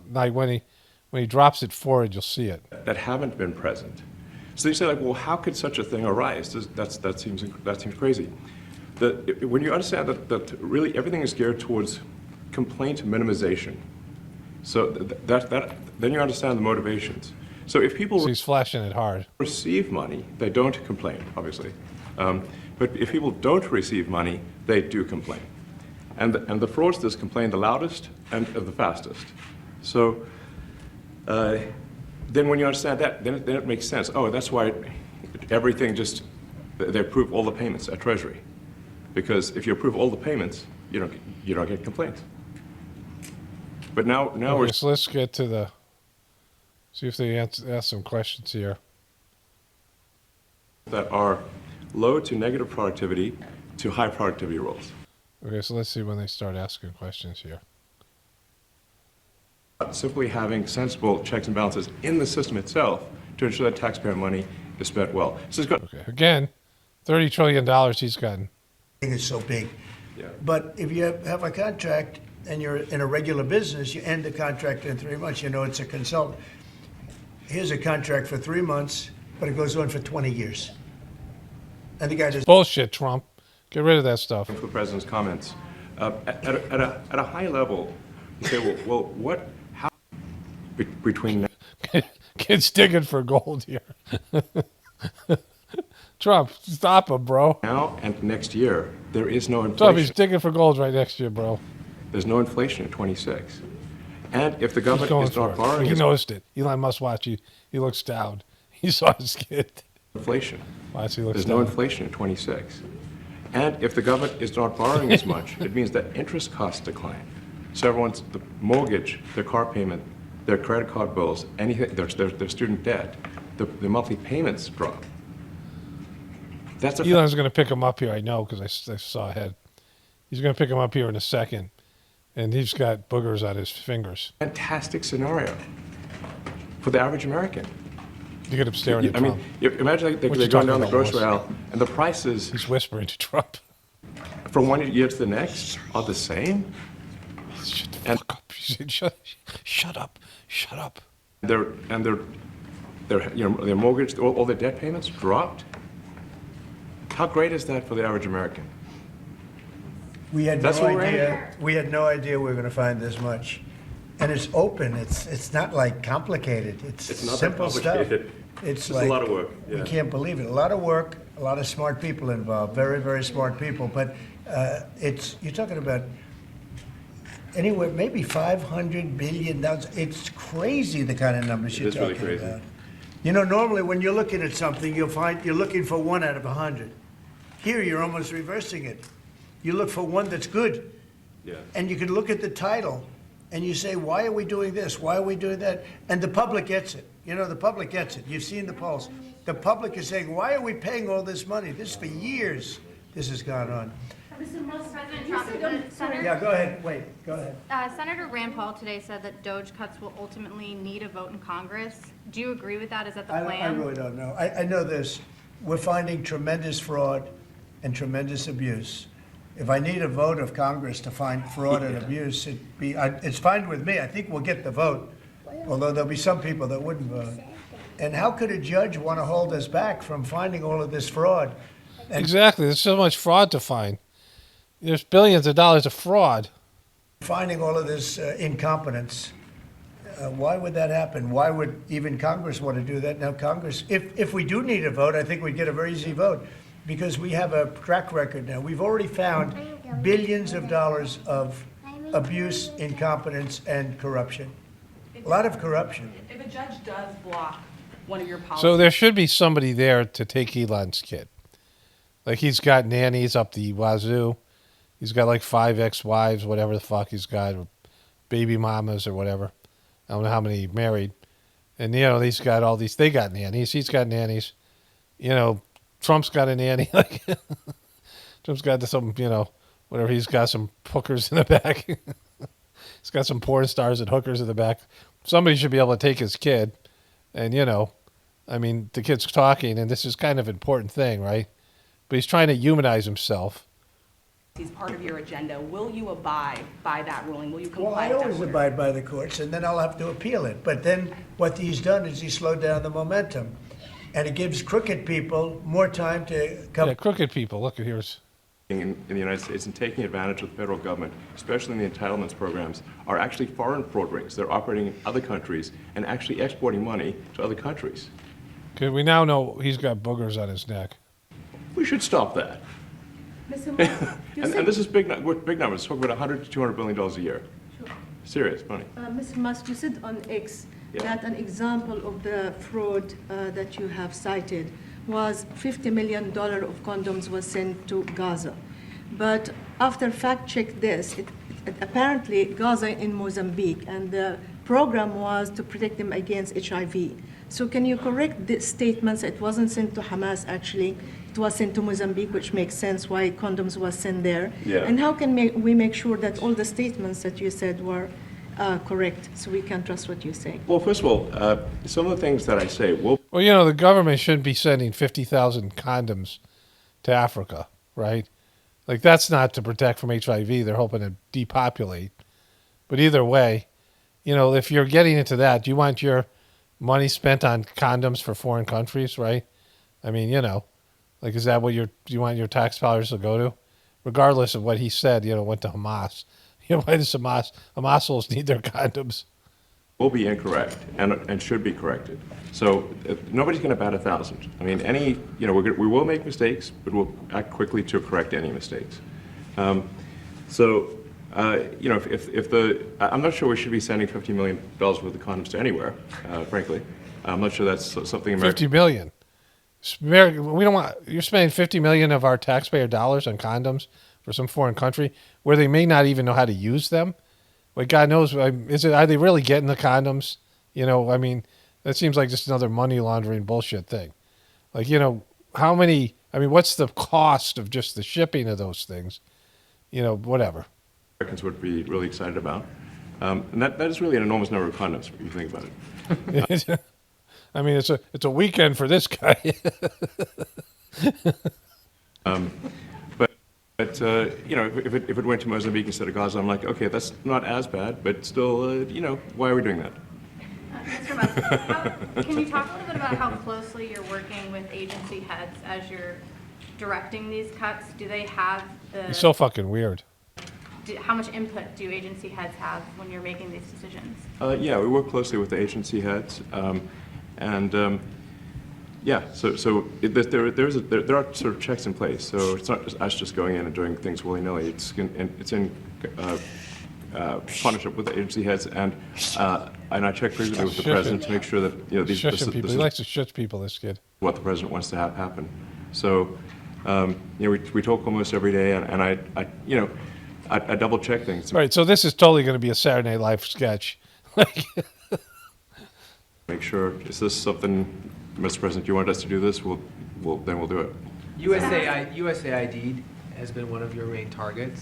Are you concerned at all that some of the cuts or that shutting that agency altogether may lead to diseases or other bigger problems starting in other countries that then come to the United States? Yeah, so that's an interesting example. So that's something where we work closely with the State Department and Secretary Rubio.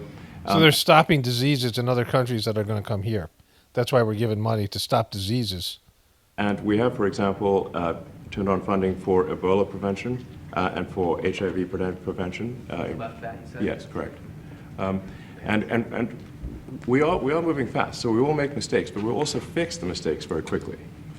So, do you see it as a worthy cause, USAID? I think that there are some worthy things, but overall, if you say what was the bang for the buck, I would say it was not very good. And there was far too much of what USAID was doing was influencing elections in ways that I think were dubious and do not stand the light of day.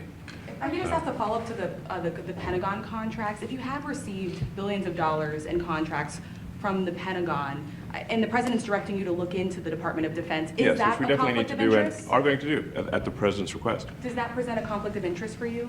No, because you'd have to look at the individual contract and say, first of all, I'm not the one, you know, filing the contract. It's people at SpaceX or someone who will be putting for the contract. And I'd like to say, if you see any contract where where it was awarded to SpaceX and it wasn't by far the best value for money for the taxpayer, let me know, because every one of them was. Oh, it was. It's just, I tell you. I mean, I gave the taxpayers what they want with the fucking SpaceX and the spaceships and the shit like I do.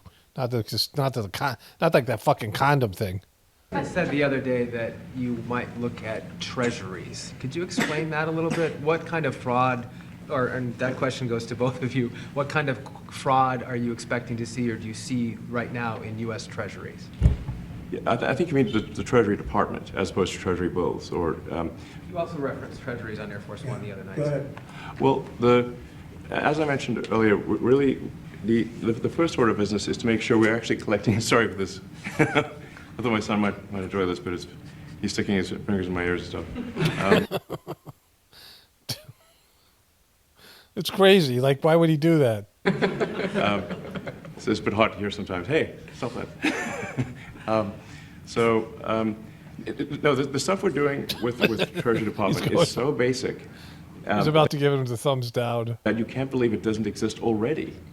So for example, like I mentioned, just making sure that when a payment goes out, it has to have a payment categorization code. It's like, what type of payment is this? You can't just leave the field blank. Currently, many payments, the field is left blank. And you have to describe what's the payment for, some basic rationalization. That also is left blank. So this is why, the Pentagon, when's the last time the Pentagon passed an audit? I mean, a decade ago, maybe? Ever? Really? And we want to, just in order to actually pass audits, you have to have financial information that allows you to trace the payments. All right, this whole thing, let's wrap this up at the end here. Trump's going to say some stuff. Can you personally guarantee that the workers who opt in to resign now will be paid through September? They'll get their money, but they're getting a good deal. They're getting a big buyout. And what we're trying to do is reduce government. We have too many people. We have office space. It's occupied by 4%. Nobody's showing up to work because they were told not to. And then Biden gave them a 5-year pass, some of them, 48,000 of them, gave them a 5-year pass, that for 5 years you don't have to show up to work. And let me tell you, this is largely, much of this stuff is because of Biden. It's his fault. It's Biden. It didn't happen before.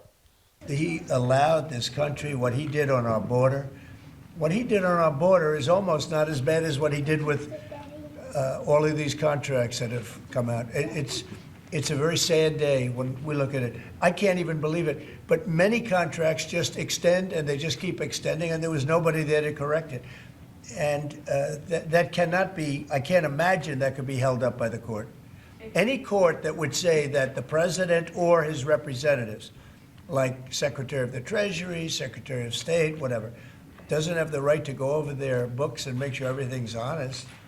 I mean, how can you have a country? You can't have anything that way. You can't have a business that way. You can't have a country that way. Hey, thank you very much, everybody. Thank you. Thank you, press. Thank you, press. Head down.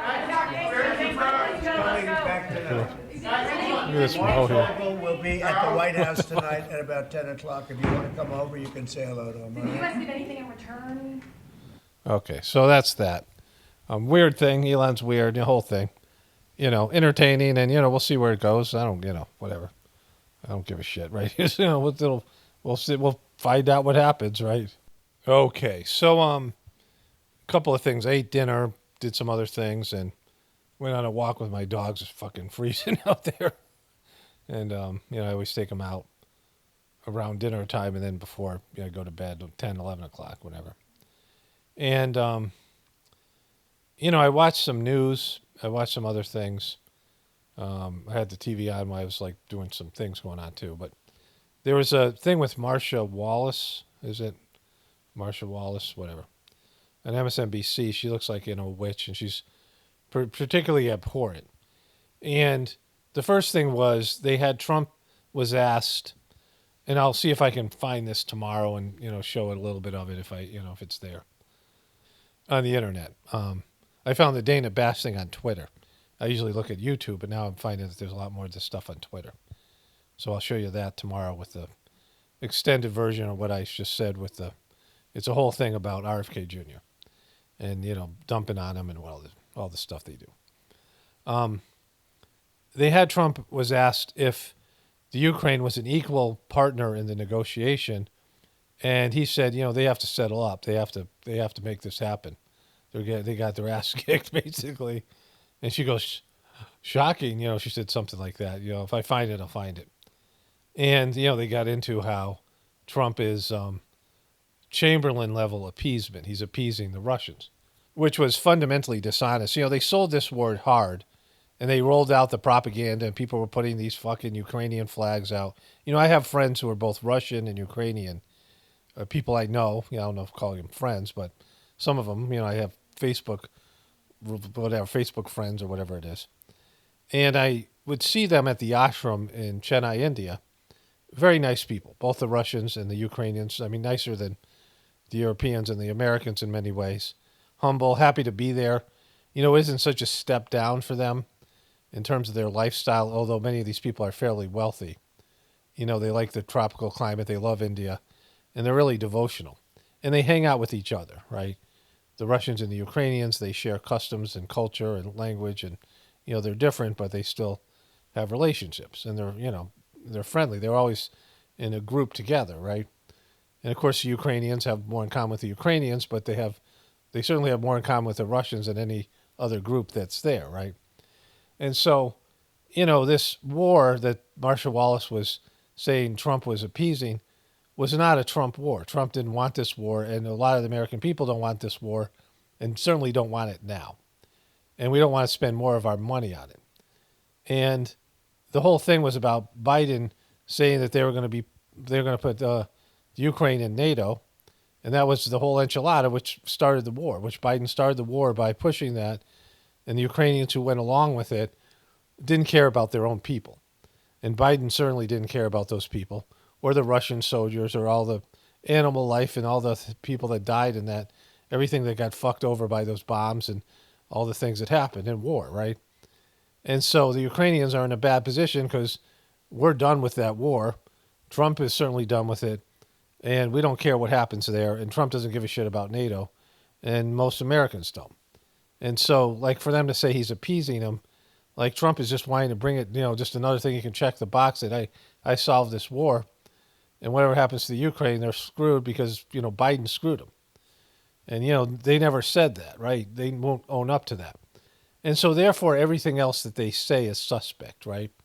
So then they got into Trump's cut of the government, and this Alex Wagner, who has her own show, she's got a podcast, Living in Trump World or something like this. And she started to talk about, she brought this woman, you know, she brought a clip of an interview she did with a woman who didn't want to be seen, who was an African-American woman who was saying that she did this training about disabilities, you know, how to help people with disabilities and be sensitive to people with disabilities. And she did it under Trump's first administration. And she's now being targeted because she took those courses. You know, so, you know, there's going to be stories like this, and I'm sure they're true, because Trump is going through with, you know, just all the things that Trump is doing, right? This is DEA hire and things like this. And some of the stories are going to be like that. And they were outraged, and they were talking about how bad Trump and Elon Musk are. And they talked about how, you know, the wokeism is just this bad term now. But, you know, they did spend billions of dollars, at least millions of dollars, on transgender surgeries and things like this for foreign countries and pushing this liberal agenda. And when you do that, you fuck yourself, right? The same way that Trump's fucking himself now. And, you know, like I said, nobody's going to save this system. And so it's just about who gets to loot it. You know, Trump and his family got paid. I mean, his daughter, Ivanka, who no longer is part of the government because they're so well funded now, and her husband, Jared Kushner, the guy who bought Park Avenue 666, got $2 billion from the Saudi Arabians. $2.3 billion. I mean, that makes Hunter Biden look like a squatter, right? You know, a tourist, right? And, you know, you can't think that Trump isn't going to do that again. I said whoever won the 2020 election would be in charge of looting what was left of American wealth. And I guess that's going to be Trump and Elon now. And we'll see how long this all lasts, right? But, you know, there's no heroes here. There's always ways you can make it look bad in sob stories. You know, the people who are right-wing and Trumpers aren't going to hear about how this woman's being laid off or she's being attacked. You know, these people who are doing things that Trump's government instructed them to do and now being punished for it. But the left wing will never hear about how Biden screwed up the whole, you know, the Ukrainian war should have never happened. And he, you know, pushed this agenda that was eventually going to cause a complete backlash for their belief system. And so no one wants to take responsibility for how bad their side sucks, because once they do that, they realize, well, if my side sucks this bad and your side is Trump or your side is Biden, then we're fucked, right? nobody wants to realize that. So, you know, when people do that, then they become what people call black-pilled, but really it's just waking up to the reality that politicians and businessmen can't save America, right? And no, they never could. Anyways, let's wrap this one up here.